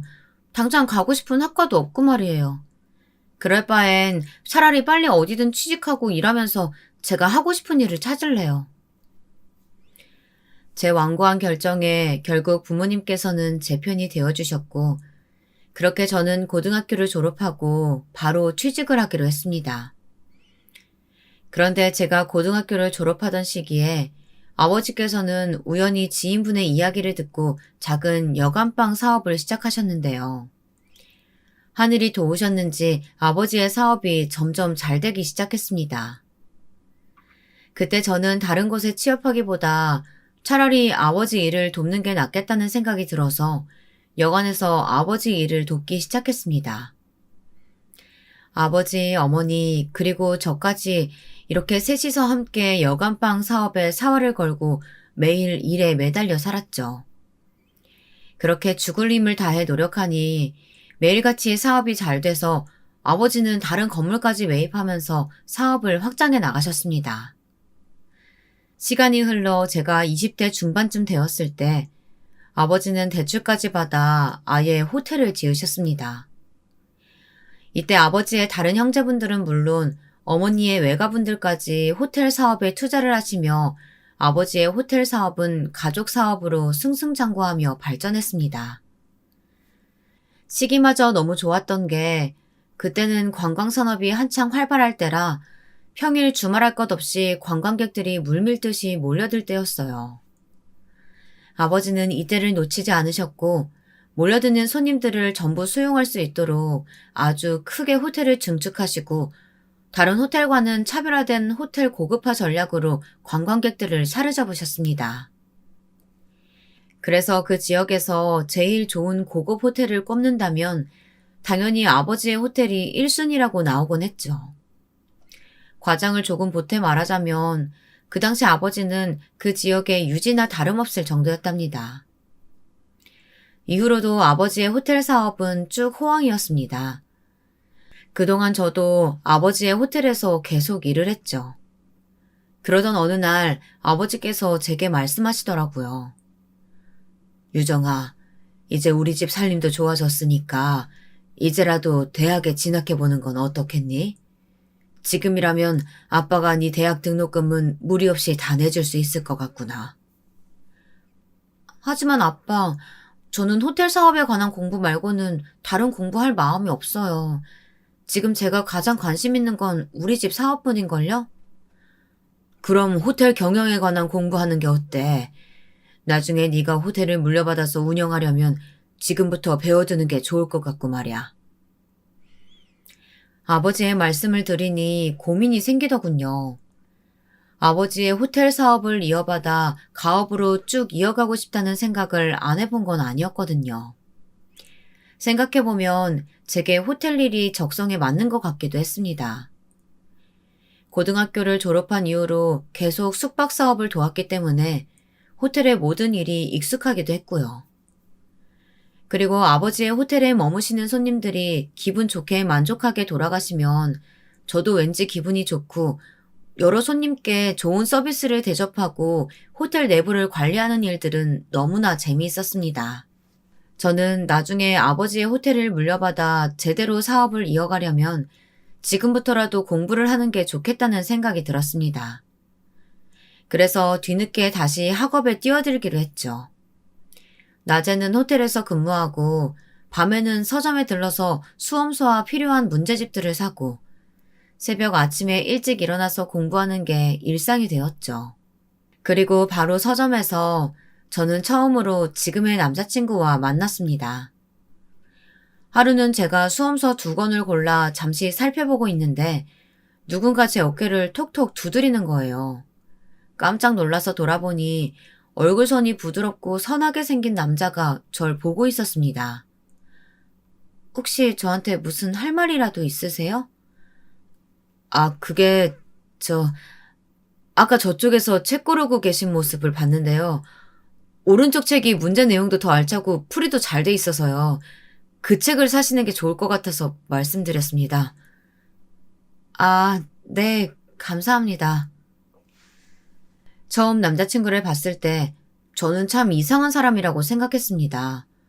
제가 책 고르는 모습을 계속 보고 있었다는 남자친구의 말이 좀 거북했거든요. 하지만 덕분에 더 좋은 수험서를 고르게 된 건 고마웠습니다. 그리고 다시 남자친구와는 만날 일이 없을 거라고 생각했는데요. 이게 웬걸요? 저와 남자친구가 운명이긴 했는지 이후 저는 서점에 갈 때마다 몇 번이고 남자친구와 마주치게 되었습니다. 우연이기는 해도 자주 마주치다 보니 자연스럽게 몇 마디 나누게 되었어요. 그렇게 나중에는 카페에서 차까지 마시는 사이가 되었죠. 그렇게 여느 때와 다름없이 함께 책을 고르고 카페에서 대화를 나누고 있었는데 남자친구가 제게 훅 고백을 하는 게 아니겠어요? 처음 봤을 때부터 너무 예쁘셔서 꼭 한번 말을 걸어보고 싶었어요. 그때는 수험서를 고르고 계시길래 고등학생인 줄 알았거든요. 그런데 그게 아니라서 얼마나 다행인지 모르겠네요. 제가 고등학생으로 보였어요? 아무리 그래도 절 너무 어리게 봐주신 거 아닌가요? 혹시 일부러 저 칭찬하시는 거 아니에요? 하지만 사실인걸요. 저 유정씨, 혹시 남자친구 있으세요? 없으시다면 저랑 한번 만나보지 않으실래요? 저 유정씨를 처음 봤을 때부터 한눈에 반했거든요. 그날 저는 남자친구의 고백을 받고 흔쾌히 남자친구와 사귀기로 했습니다. 남자친구는 첫인상 그대로 부드럽고 순수한 면이 많은 사람이었습니다. 그렇게 2년이 되고 얼마 안 되어서 저는 남자친구가 서울대생인 걸 알게 되었어요. 무려 사수까지 해서 서울대에 입학한 사람이었죠. 그런데 사수를 해서 대학에 입학하고 군대까지 다녀오니 30대가 되어버려서 남자친구는 졸업 후 이렇다 할 경력 없이 작은 학원에서 강사로 일하고 있었습니다. 학원 강사는 본인이 잘만 하면 몇 억도 벌 수 있는 직업이라고들 하지만 남자친구는 아직 초보 강사라 몇 안 되는 아이들을 가르치며 월급을 받고 있다고 했습니다. 그러다 자연스럽게 학벌 이야기로 대화가 흘렀고 그때 남자친구가 저에게 어느 대학을 나왔는지 물어보더라고요. 그래서 자기는 어느 대학 나왔어? 그게 나는 고등학교밖에 안 나왔어. 내가 고등학생 때 우리 집 사정이 많이 안 좋았거든. 그래서 대학은 포기하고 고등학교 졸업 후에 바로 일만 했지. 혹시 내가 고등학교 졸업밖에 안 해서 실망했어? 응? 아니, 전혀 실망하지 않았어. 솔직히 나는 자기가 대학을 나왔든 안 나왔든 상관없이 자기를 사랑하는걸? 그리고 과거보다는 미래가 더 중요한 거 아니겠어? 우리가 결혼하면 내가 자기 한 사람은 평생 먹여 살릴 수 있을 거라고 생각했거든. 나 서울대생이잖아. 내 대학이면 어디든 취직할 수 있을 테니까 자기는 걱정할 필요 없어. 자기야, 그 말 진심이야? 나 지금 너무 감동했어. 말이라도 그렇게 들으니까 너무 행복하다. 고마워, 정말로. 남자친구의 말대로 남자친구는 서울대생이지만 솔직히 결혼해서 같이 살아가기에는 미래가 조금 불확실한 상태였습니다. 그런데 남자친구는 본인의 미래도 불확실한 와중에 절 사랑하는 마음 하나로 저를 먼저 생각해주는 것 같더라고요. 남자친구의 그런 마음이 정말 고맙고 예쁘다고 느껴졌어요. 이런 남자와 함께라면 어떤 상황이 오더라도 함께 헤쳐나갈 수 있을 것 같다는 생각이 들었습니다. 그래서 그 뒤로 저는 점점 더 남자친구를 믿게 되었죠. 남자친구는 연애 기간 내내 저를 있는 그대로 아껴주고 사랑해줬습니다. 저는 점점 이런 남자라면 결혼해도 괜찮겠다는 생각이 들었습니다. 남자친구라면 결혼 후에도 언제나 제 편에 서줄 것 같았고 든든하게 저를 지지해줄 거라고 생각이 들었거든요. 그래서 돈이라면 제가 더 많이 벌 수 있으니 남자친구가 돈을 적게 벌더라도 제가 벌어서 남자친구를 먹여 살려도 좋다고 생각이 들더라고요. 그만큼 남자친구의 마음이 예쁘고 고마웠습니다. 저는 남자친구의 마음에 어떻게든 보답하고 싶었습니다. 그래서 첫 기념일에 남자친구와 근사한 하루를 보내고자 조금 힘을 써서 아버지 호텔에 꽤 좋은 방을 예약하고 깜짝 파티를 위한 룸서비스도 받았습니다. 제가 준비한 호텔로 데려가자 남자친구가 엄청나게 놀라더라고요. 자기야, 우리 기념일 위해서 이렇게나 준비한 거야? 너무 감동이다. 근데 이 호텔 엄청 비싸지 않아? 여기 이 방만 해도 내 몇 개월치 월급 가격인 걸로 아는데 어떻게 이런 호텔방을 예약했어? 혹시 무리한 건 아니야? 그런 건 아니야. 그냥 우리 첫 기념일이니까 내가 힘 좀 썼지. 무슨 힘? 그러지 말고 나한테는 솔직하게 말해도 돼. 나 자기 연인이잖아. 혹시라도 이 방 예약하느라 무리한 거라면 나도 돈 보태줄 테니까 숨기지 말고 말해줘. 남자친구는 제가 무리하게 돈을 쓴 건 아닌지 굉장히 걱정하더라고요. 저는 최대한 돌려서 말하려고 했지만 자꾸 캐묻는 남자친구를 더는 속일 수 없어서 결국 어느 정도 사실을 말할 수밖에 없었습니다. 나 정말로 무리한 거 아니야. 사실 나 이 호텔에서 호텔리어로 일하고 있거든. 그래서 직원 할인 받아서 조금 싸게 예약할 수 있었던 거야. 진짜야. 나 무리한 거 아니니까 너무 걱정하지 마, 자기야. 진짜? 자기가 일하고 있다는 호텔이 여기였어? 아, 난 또 혹시 마이너스 통장이라도 만들어서 무리한 거 아닌가 싶어서 엄청나게 걱정했잖아. 에이, 그런 거 아니야. 이제 안심했지? 그럼 오늘 나랑 자기 첫 기념일이니까 걱정하지 말고 우리 이제 편하게 놀자. 사랑해, 자기야. 첫 기념일을 남자친구와 즐겁게 보낸 뒤 한동안 저와 남자친구의 대화 주제는 거의 다 제가 일하고 있는 아버지의 호텔에 대한 것이었습니다. 사실 부모님께서 운영하고 계신 호텔은 규모가 커서 호텔리어 채용 기준이 아주 까다로웠습니다. 그런데 제가 대학교 졸업도 하지 않았으면서 어떻게 그 호텔에 입사할 수 있었는지에 대해 남자친구가 많이 궁금해했습니다. 그때마다 저는 우연히 지인의 도움을 통해 입사했다는 식으로 대화를 무마하기 바빴죠. 솔직히 아버지의 호텔이라 그렇다고 말할 수도 있었겠죠. 하지만 제가 딸이라는 이유 하나 때문에 다른 사람들과 다른 대우를 받고 있다고 당당하게 말하는 게 눈치가 보이더라고요. 저는 그 부분만 제외하고 남자친구가 궁금해하는 것들에 전부 솔직하게 대답해 주었습니다. 그랬더니 남자친구는 궁금증이 해소되었는지 이후부터는 제게 더 질문하지 않더라고요. 저는 고비를 넘겼다는 생각에 안심했습니다.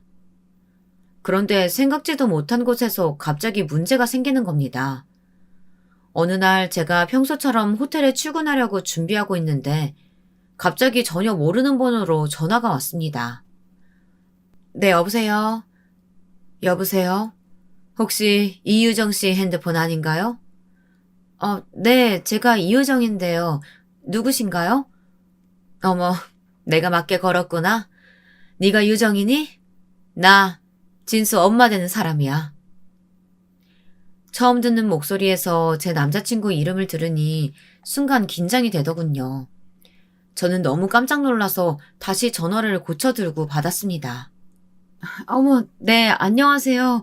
처음 뵙겠습니다, 어머니. 그래, 다름이 아니라 내가 궁금한 게 있어서 전화했어. 진수한테 들어보니까 네가 지금 금화 호텔에서 근무한다는 게 사실이니? 네, 맞아요, 어머님. 지금 거기서 호텔리어로 근무하고 있습니다. 그래? 너무 잘 됐다. 내가 진수한테 들으니까 거기 직원이면 직원 할인 같은 걸 받아서 호텔을 싸게 이용할 수 있다며? 아니, 내가 이번에 개모임이 있는데 개모임 친구들이랑 다 같이 모여서 호캉스를 가기로 했거든. 근데 사람이 많으니까 호텔비가 만만치가 않네. 마침 짐수가 말하길 너가 호텔 직원이니까 너한테 말하면 호텔을 좀 싸게 이용할 수 있을 거라고 하잖니. 어떻게 네가 좀 도와줄 수 없겠니? 그게 죄송해요, 어머님. 그건 제가 임의로 해드릴 수가 없는 부분이라서요. 뭐? 아니, 내가 진수 엄마인데 그 정도도 못 해주는 거야? 너 우리 아들이랑 결혼할 생각이 없는 거니? 내가 미래의 네 시어머니인데 처음부터 이렇게 날 홀대해도 되는 거야? 남자친구 어머니의 말에 저는 너무 당황스러웠습니다. 갑자기 전화하셔서 다짜고짜 호텔 직원 할인을 해달라니요. 하지만 남자친구의 어머니께서 직접 전화까지 하시면서 부탁하시니 해드릴 수 없다고 매정하게 말할 수가 없더라고요. 어머니, 제가 딱 한 번만이라면 어떻게든 해드릴 수 있어요. 하지만 다음에는 이런 부탁하지 말아주셨으면 좋겠습니다. 저는 일개 직원에 불과하고 이런 연락은 너무 곤란하네요. 결국 저는 남자친구의 어머니에게 반값 이상으로 할인된 가격에 호텔을 이용할 수 있도록 도와드렸습니다. 한 번만 해드리면 되겠지 생각했는데 제가 너무 생각이 짧았더군요.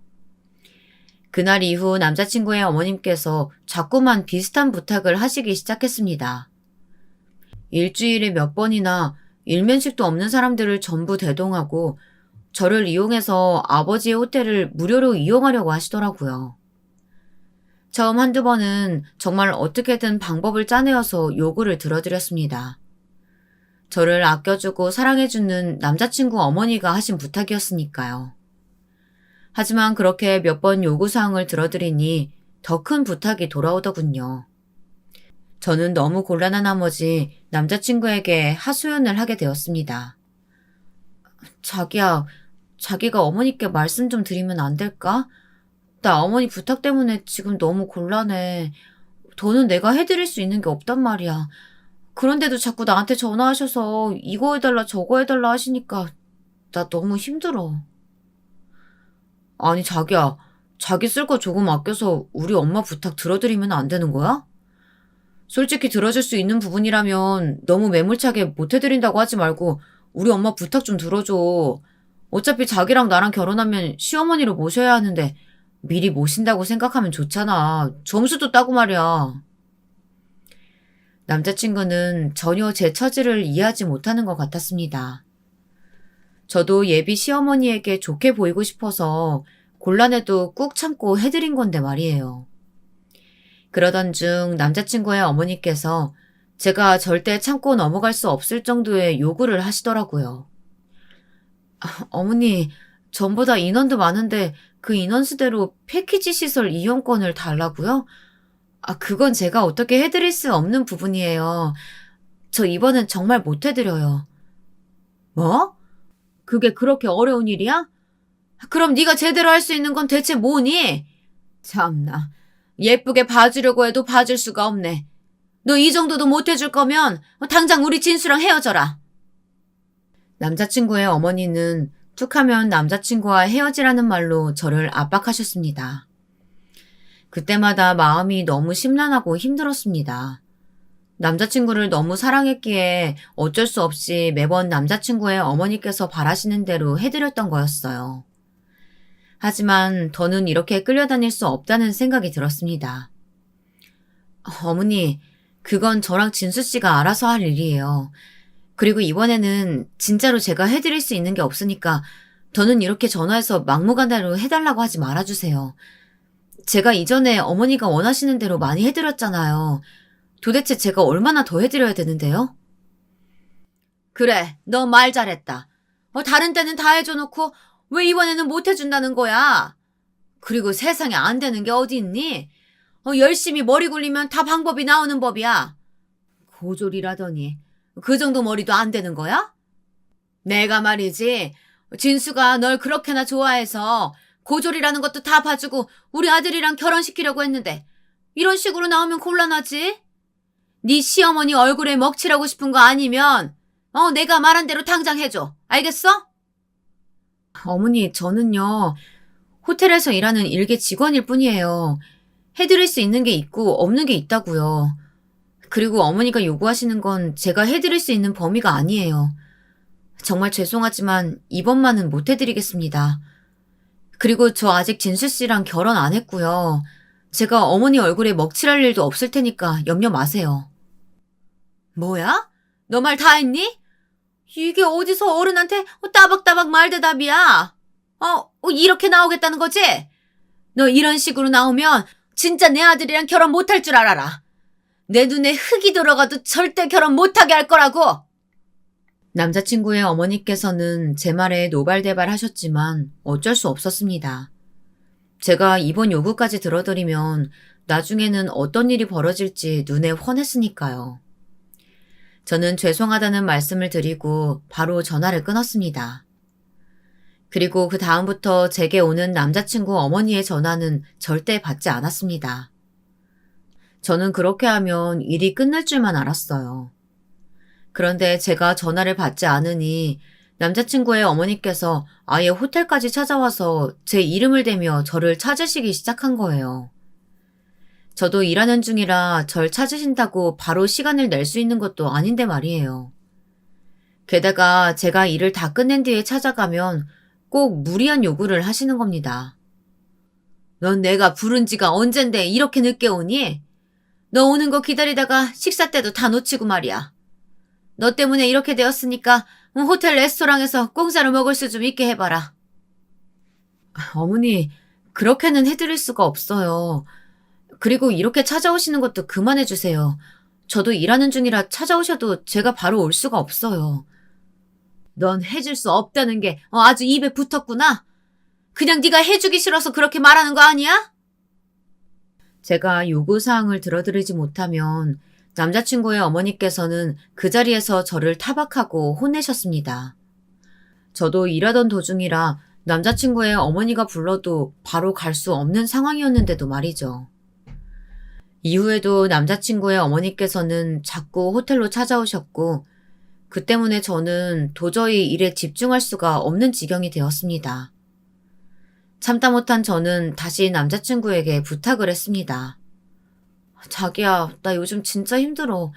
자기 어머니가 이제는 호텔로 찾아오셔서 자꾸만 날 불러내시고 호텔 레스토랑에서 공짜로 식사하게 해달라고 하셔.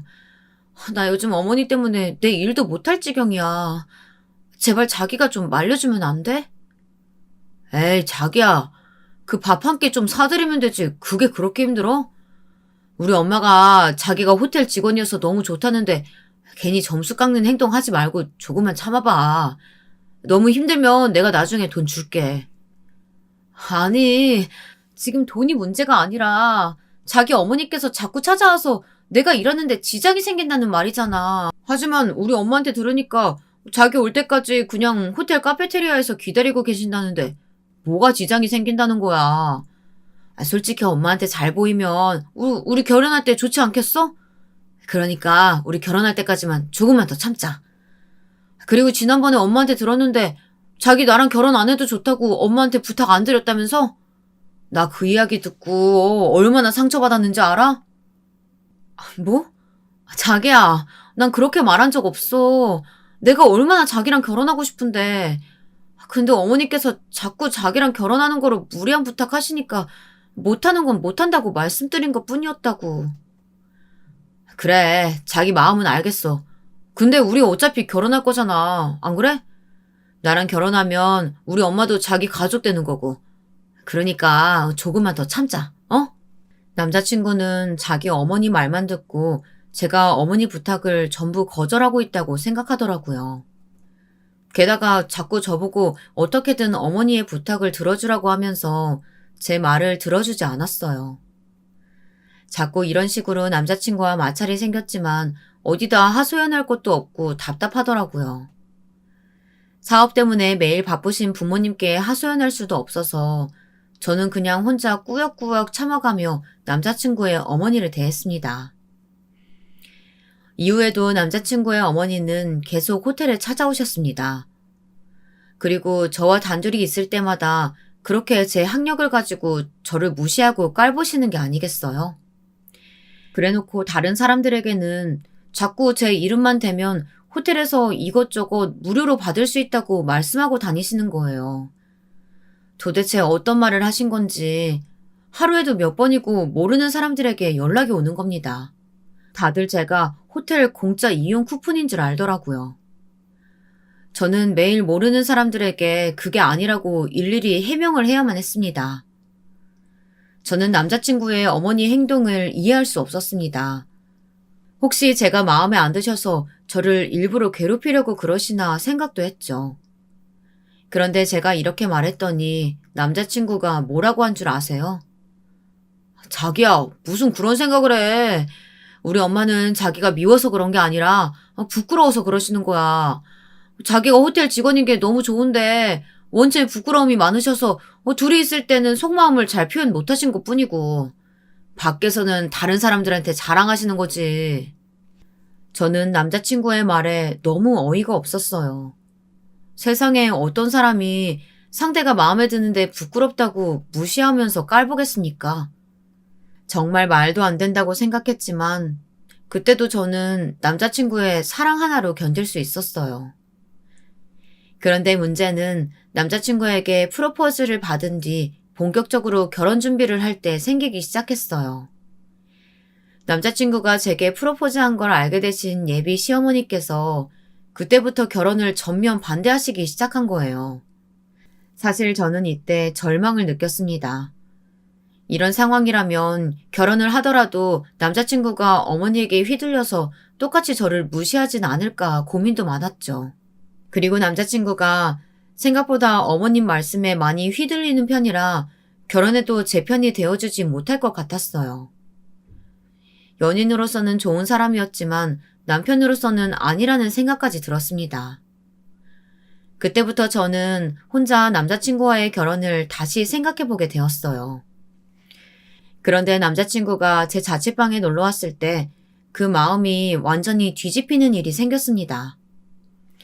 그날 저는 남자친구와 함께 집에서 영화도 보고 맛있는 것도 먹으면서 집 데이트를 즐기고 있었습니다. 그러다 제가 잠시 화장실에 다녀온 참이었어요. 남자친구는 방에 있었던 상태였고 저는 화장실에서 막 손을 닦고 나오려던 찰나 우연히도 남자친구와 예비 시어머니의 전화통화를 듣게 되었습니다. 남자친구는 평소 전화통화를 할 때 소리를 크게 틀고 전화를 받았는데요. 그래서 화장실에서 나오던 저한테도 통화 내용이 아주 똑똑히 들리는 거예요. 그런데 진수야, 너 정말 그 애가 좋은 거니? 아니, 대학도 안 나오고 고등학교밖에 졸업 못했다면서. 어디 여자가 걔 하나밖에 없는 것도 아니고 말이야. 저는 그 목소리를 듣자마자 가슴이 쿵 내려앉는 것 같았습니다. 예비 시어머니의 말투와 목소리에서 짙은 멸시가 느껴졌거든요. 크게 두근거리는 가슴을 한 손으로 잡고 다시 귀를 기울이자 이번에는 남자친구의 목소리가 똑똑히 들렸습니다. 아, 엄마, 그런 소리 좀 하지 마세요. 우리 유정이가 얼마나 좋은 사람인 줄 아세요? 그리고 고등학교밖에 졸업 못했으면 뭐 어때요? 우리가 서로 사랑하면 된 거 아니에요? 예, 그러지 말고 엄마가 선자리 받아온 게 몇 개 있는데 거기 나가봐라. 자고로 사람은 급이 맞는 사람끼리 만나야 하는 거야. 너한테 고절밖에 안 되는 여자가 가당키나 하니? 너 이제 나이도 30 넘었는데 자꾸 이렇게 허송세월 보내면 죽도 밥도 안 돼. 이런 건 엄마 말 들어야 하는 거야. 아, 엄마, 제가 손을 왜 봐요? 저 지금 유정이 잘 만나고 있고 앞으로도 쭉 함께 할 거예요. 그러니까 다시는 선보라고 하지 마세요. 남자친구의 말에 저는 마음이 놓이는 것을 느꼈습니다. 매번 시어머니 편만 들던 남자친구가 제 일에 관해서 언성을 높이는 모습을 보니 갑자기 다시 보이기까지 했습니다. 그때 이미 제 마음속 결혼에 대한 고민은 다 녹아 사라진 상태였죠. 어찌됐든 자기 여자를 지키기 위해선 노력하는 사람이구나 싶어서 새삼 이 남자와 결혼해도 되겠다는 확신이 들었습니다. 그래서 저는 정식으로 결혼 허락을 받기 위해서 남자친구 집으로 찾아가게 되었습니다. 그날 남자친구의 어머니께서 한 말씀 하신 게 기억이 나네요. 그래, 결국 결혼을 하겠다는 거구나. 난 돌려 말하는 거 싫어하니까 단도직입적으로 말하마. 너 진수가 서울대생인 거 알고 있지? 장차 진수는 우리 집안에서 큰이들 도맡아 할 아이니까 결혼하면 네가 옆에서 확실하게 내줘야 된다. 내조는 꼭 학력이 높아야 잘하는 건 아니야. 그러니까 고졸인 너도 잘할 수 있겠지? 그럼요, 어머니. 저도 어머니 말씀대로 사랑하는 남편 내조하는 건 학력이랑 전혀 상관없다고 생각해요. 솔직히 저는 내조는 대학 나왔다고 더 잘하는 게 아니라 상대를 얼마나 사랑하고 있느냐에 따라 달라진다고 생각하거든요. 제가 고졸이긴 하지만 그 어떤 사람들보다 더 진수 씨 내조 잘할 수 있어요. 어머니 걱정하지 않게 제가 잘할 테니까 걱정하지 마세요. 말은 참 잘하는구나. 어디 네가 얼마나 잘할지 두고 보자꾸나. 그렇게 예비 시어머니의 의미심장한 말씀을 끝으로 저는 결혼 허락을 받았습니다. 그 다음 남자친구도 결혼 허락을 받기 위해 저희 부모님을 뵙게 되었죠. 그날 남자친구가 많이 긴장해서 로봇처럼 삐걱거렸지만 그래도 부모님 마음에 들었는지 우리는 결혼 허락을 받을 수 있었습니다. 이윽고 상견례 이야기가 나왔을 때였습니다. 그때 예비 시어머니께서 상견례 장소는 꼭 본인이 정하시겠다고 하시더라고요. 솔직히 저와 부모님은 장소가 어디든 상관없었기 때문에 남자친구가 전달해 주겠거니 생각하고 기다리고 있었습니다. 그런데 이후 저는 남자친구를 통해 상견례 장소를 확인하고 깜짝 놀라고 말았습니다. 놀랍게도 예비 시어머니께서 정하신 상견례 장소가 바로 저희 아버지께서 운영하시는 호텔이었던 거예요. 아무래도 예비 시어머니께서 아버지의 호텔 레스토랑을 많이 좋아하셔서 그랬던 것 같았어요. 솔직히 아버지가 운영하시는 호텔은 레스토랑 퀄리티가 좋기로 유명했는데요. 늘 새롭고 고급스럽게 유지하고 있었기 때문에 상견례 자리로는 딱 맞았습니다. 게다가 저에게는 긴장 없이 편안한 곳이었으니 더할 나위 없이 좋은 것이었죠. 그래서 상견례 날짜가 다가와도 익숙한 장소에서 만날 걸 생각하니 엄청 긴장되진 않았어요. 왠지 별탈 없이 잘 될 거라는 기분도 들었죠. 하지만 결국 그날 상견례 자리는 제가 평생 가장 후회하는 날이 되어버렸습니다. 부모님과 함께 상견례 장소인 호텔 레스토랑의 프라이빗 룸으로 들어가니 남자친구와 예비 시부모님께서 먼저 도착해 기다리고 계셨습니다. 그런데 저희 엄마가 인사를 드리는 순간 예비 시어머니께서 손을 허허 저어 저희 엄마의 말을 끊으시고는 본인 이야기부터 하시면서 엄마를 무시하시는 게 아니겠어요? 안녕하세요, 예, 그쪽이 애 엄만 거 보면 아는데 뭐 소개까지 할 필요 있나요? 얼른 앉기나 하시죠. 여보, 우리 이제 밥 좀 먹을 수 있겠네요. 언제 오나 계속 기다리느라 아주 백가죽이 등에 달라붙었네요. 약속한 시간에 딱 맞춰서 도착했던 건데 남자친구 어머니께서는 마치 우리 가족이 늦게 도착한 것처럼 말씀하시더군요. 게다가 상대가 인사하는 도중 그렇게 자르고 무시를 하시다뇨. 너무 불쾌했고 물에도 이런 무례가 없다고 생각하고 있는데 남자친구가 예비 시어머니를 말리길래 조금은 참기로 했어요. 딱딱해진 표정으로 부모님도 자리에 앉으시고 저도 자리에 앉자 예비 시어머니께서 먼저 말문을 여시더라고요. 유정이 어머니, 제가 뭐 좀 물어봐도 괜찮을까요? 제가 유정이한테 다른 이야기를 듣지 못해서 말이죠. 사실 결혼이야 애들끼리 하는 거지만 뭐 어찌됐든 두 집안이 하나가 되는 거나 마찬가지니까 서로 어떤 집안인지 잘 알아야 할 것 같아서 말이죠. 예, 질문하시고 싶은 거 있으시면 뭐든 물어보세요. 우선 두 분은 어떤 일을 하고 계시는지 듣고 싶네요. 제가 들은 적이 없어서 말이에요. 그리고 최종 학력은 어떻게 되시나요? 유정이는 고등학교 졸업밖에 못했다고 들었는데 혹시 두 분도 그 정도밖에 안 되시는지 궁금해서 말이죠. 아무래도 자식은 부모를 따라가는 법이잖아요. 혹시 기분 상하신 건 아니시죠? 결혼 전에 이런 부분은 알아둬야 한다고 생각하는 편이라서 말이에요. 상견례 자리에서 양친이 어떤 직업을 가지고 계시는지 질문하는 거야 할 수 있죠. 하지만 남자친구의 어머니께서는 꼭 범죄자를 조사하는 것처럼 우리 부모님 직업은 물론 어디 출신인지 학력은 어떻게 되는지 굉장히 꼬치꼬치 캐물으셨습니다. 마치 어디에 하자라도 있는 것은 아닐지 철저히 조사하는 느낌까지 들어서 또 한 번 기분이 불쾌해졌죠. 처음에 부모님께서는 남자친구 어머니 물음에 차분히 대답해 주시다가 점점 예민한 질문들을 들으시니 기분이 나빠 보이셨습니다. 결국 보다 못한 제가 남자친구에게 눈짓을 하며 어머니 좀 말려보라고 눈치를 줬는데 거기서 남자친구는 아무 말도 안 하는 거예요. 어머, 그냥 자영업이시면 돈은 그렇게 많이 못 버셨을 것 같네요. 아유, 그래도 자식 교육에는 투자 좀 하시지 그랬어요. 교육은 투자한 만큼 나중에 돌려받게 되는 건데 말이죠. 그리고 받은 교육 수준에 따라서 사람의 수준도 달라지기도 하고 말이에요.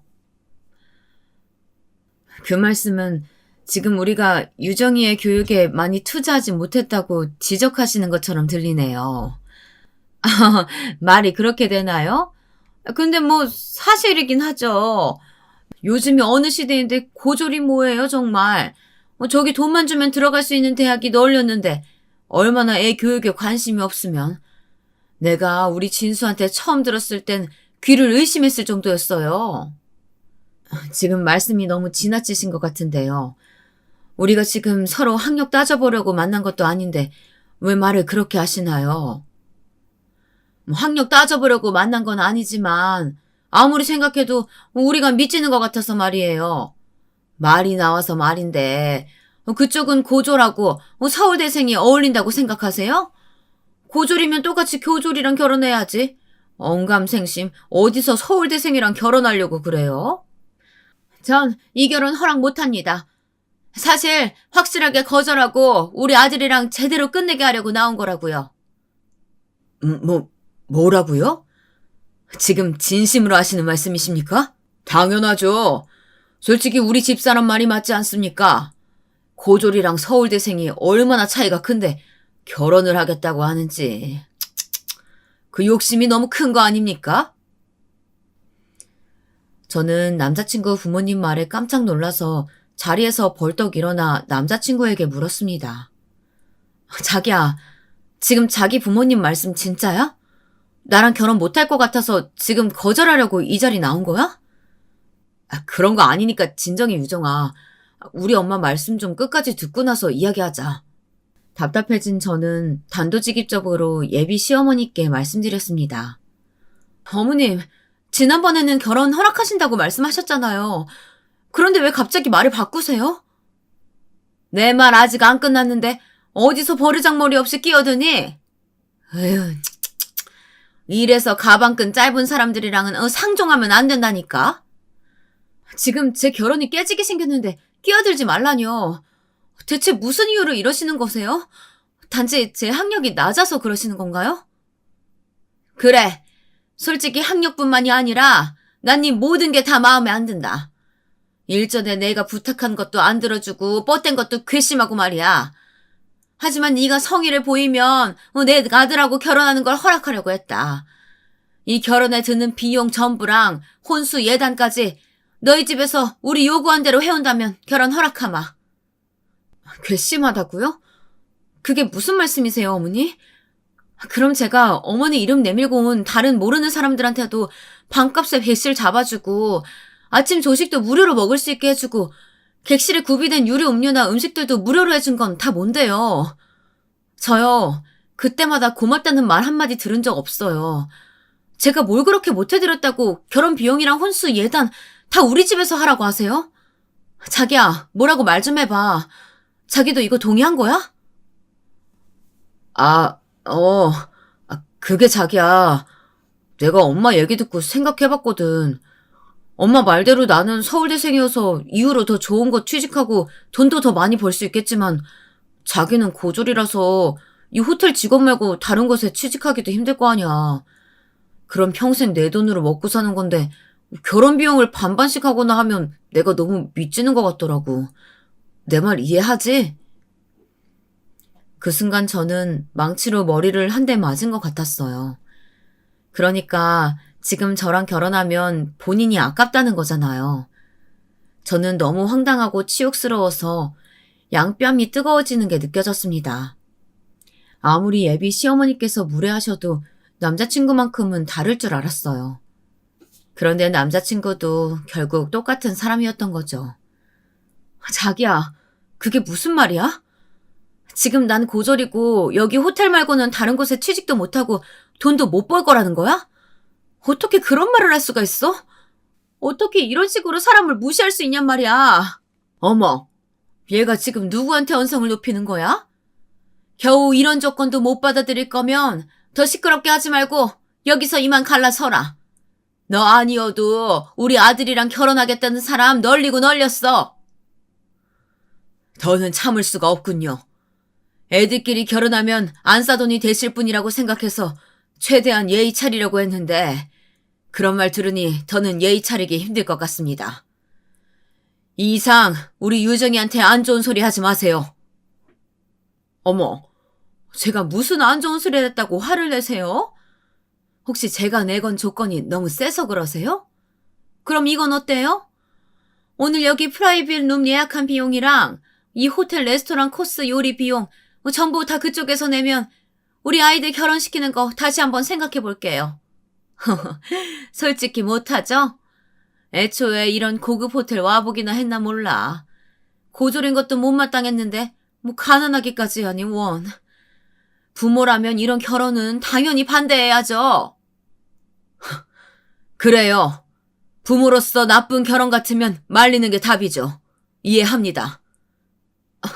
아빠 잠시만. 자기야, 자기 나랑 결혼하고 싶다고 먼저 프로포즈도 했잖아. 뭐라고 말 좀 해봐. 저는 남자친구가 뭐라 한마디라도 하길 바라며 간절히 말했습니다. 하지만 남자친구는 어깨만 한번 으쓱하고 아무 말 없이 앉아있더군요. 일전에 저를 두둔하고 지켜주려던 남자친구의 모습은 온데간데 없었습니다. 저는 남자친구의 그런 모습에 배신감을 느꼈어요. 자기 엄마가 우리 집안과 저를 모욕하는데 빤히 바라보기만 하니까 화가 나서 열이 올랐던 머리가 반대로 차갑게 식는 게 느껴졌습니다. 저는 완전히 정이 떨어져서 남자친구 얼굴만 노려보고 있었어요. 그리고 부모님께서도 이미 화가 날 대로 나셨는지 얼음보다도 더 차가워진 얼굴로 시댁이 될 뻔한 남자친구의 부모님을 노려보시더라고요. 그리고 아버지께서 이렇게 말씀하셨습니다. 이 결혼 그쪽 말대로 없던 이야기로 하죠. 저도 부모님 대리로 이런 결혼은 시킬 수 없습니다. 그리고 애들 결혼과 별개로 호텔 밥값은 제가 전부 내겠습니다.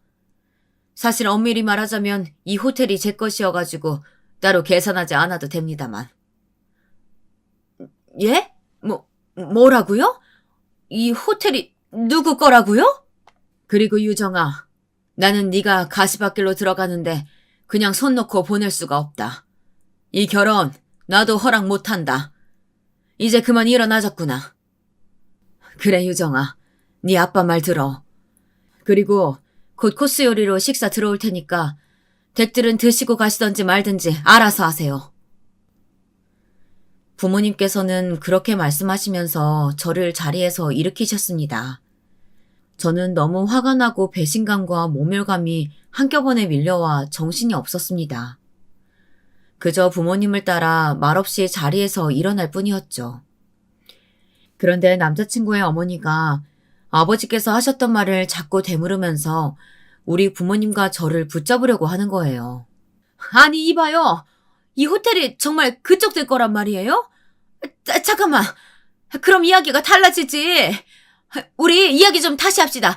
좀 앉아봐요 다들. 이보세요. 아까 제대로 못 들으셨어요? 이 호텔 우리 아빠 거 맞아요. 왜요? 이 호텔이 우리 아빠 거라니까 갑자기 마음이 달라지세요? 서울대생인 아들 고졸 여자랑 결혼시키고 싶어지시냐고요. 근데 어쩌죠? 이제는 제가 그쪽 아들과 결혼할 생각이 사라져서 말이에요.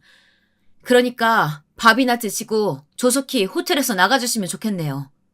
제가 그렇게 말하니까 남자친구의 어머니가 완전히 충격받은 얼굴을 지으시더라고요.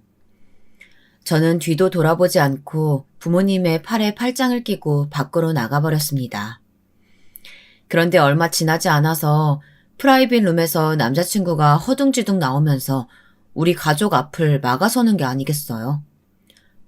유정아, 잠시만. 내가 미안해. 내가 정말 잘못했어. 아까 우리 엄마 말 때문에 기분 많이 상했지? 우리 엄마가 뭐든 좀 철저하게 하시는 편이어서 그런 거야. 내가 이렇게 사과할 테니까 한 번만 기분 풀어줘. 우리 잘 사랑하고 있었잖아.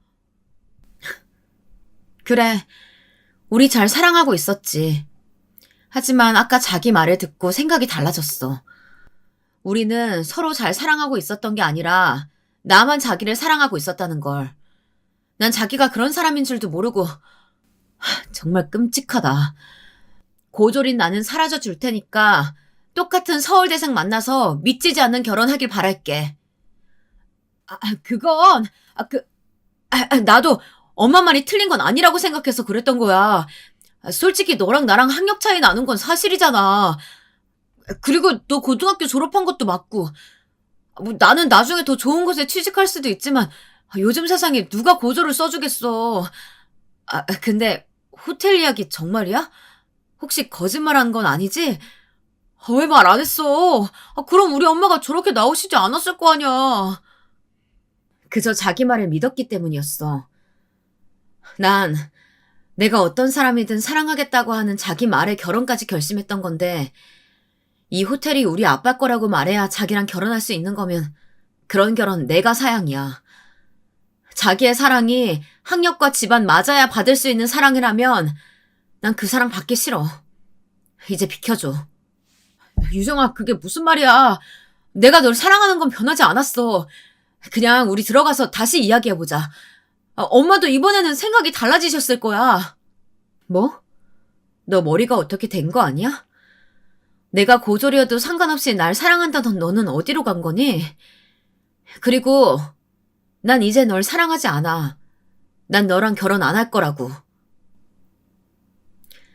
저는 제게 매달리는 남자친구를 뿌리쳤지만 남자친구는 계속 저에게 매달리며 이야기 좀 하자고 소리를 질렀습니다. 결국 부모님께서 계속 매달리는 남자친구를 몇 번이나 떼어내고 나서야 저는 남자친구에게서 벗어날 수 있었습니다.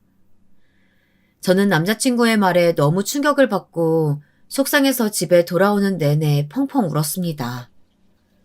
저런 사람을 결혼하고 싶은 사람이라고 데려와서 우리 부모님 얼굴에 먹칠한 것도 너무 죄송하고 참을 수가 없더라고요. 아빠, 엄마, 너무 죄송해요. 저 때문에 이런 일까지 겪고 싶고. 아니다. 네가 저런 사람들인 줄 알고 결혼하려고 했던 것도 아니고 그저 아빠는 결혼까지 가지 않아서 다행이라고 생각한단다. 그날 이후 저는 며칠 동안 기운 없이 방에서만 지냈습니다. 부모님께서는 저에게 인생을 살다 보면 많은 사람을 만날 수 있다고 말씀하셨습니다. 그리고 이상하고 나쁜 사람들을 만나는 건 제 잘못이 아니라고 하셨죠. 다음부턴 더 조심하면 된다고 하시고는 부모님께선 제 기분이 나아질 때까지 절 위로해 주셨어요. 상견례 날 이후 남자친구로부터 계속 연락이 왔지만 저는 남자친구의 연락을 모두 차단했습니다. 남자친구는 그런데도 포기하지 않고 제가 살던 집으로 찾아왔지만 저는 자취하고 있던 집을 정리하고 다른 곳으로 이사까지 했습니다. 나중에 남자친구가 호텔까지 찾아와 저를 찾아왔다고 했지만 부모님께서 저를 몇 달 동안 쉬게 해주신 사이에 일어난 일이라 저는 전 남자친구를 만나지 않을 수 있었죠. 그리고 제가 쉬고 다시 직장에 복귀했을 땐 부모님께서 이미 전 남자친구가 더는 저를 찾아오지 못하게 조치를 해주셔서 그를 만날 일이 없었어요. 한동안의 시간이 지나서야 이렇게 파혼 경험을 말할 수 있게 되었네요. 지금 다시 생각해봐도 속이 상하는 일이지만 그래도 결혼까지 가지 않아서 다행이라고 부모님께서도 그리고 저도 그렇게 생각하고 있어요. 만약에 남자친구가 그런 사람인 줄 모르고 결혼했다면 저는 아마 시어머니와 남자친구에게 시달리면서 살았을지도 몰라요. 이후 저는 아예 인간관계에 질려서 연애 생각도 접고 그저 차근히 아버지의 호텔을 물려받을 준비만 하고 있습니다. 때때로 제가 새로운 인연을 만날 수 있을까 생각도 듭니다. 그때마다 전 남자친구가 생각나고 아직도 제가 슬픔 속에 빠져있다는 게 느껴져요. 가끔 들려오는 소식에 전 남자친구는 본인 어머니 말대로 여러 사람과 선을 봤다고 합니다만 전부 결과가 좋지 않은 것 같더라고요. 남자친구의 어머니께서 자꾸 상대방에게 이것저것 요구하는 게 많아서 성사가 안 됐다고 합니다. 그리고 간간히 제가 남자친구의 인생을 망쳤다고 사람들에게 험담을 하신다고 하더라고요. 하지만 정말로 남자친구의 인생을 망친 건 본인이신 걸 모르시는 걸까요? 저는 나쁜 경험을 해봤으니 앞으로는 더 좋은 인연을 만날 수 있을 거라고 생각합니다. 이후에는 절 있는 그대로 사랑해주는 인연을 꼭 찾을 수 있었으면 좋겠습니다. 제 이야기 들어주셔서 감사합니다.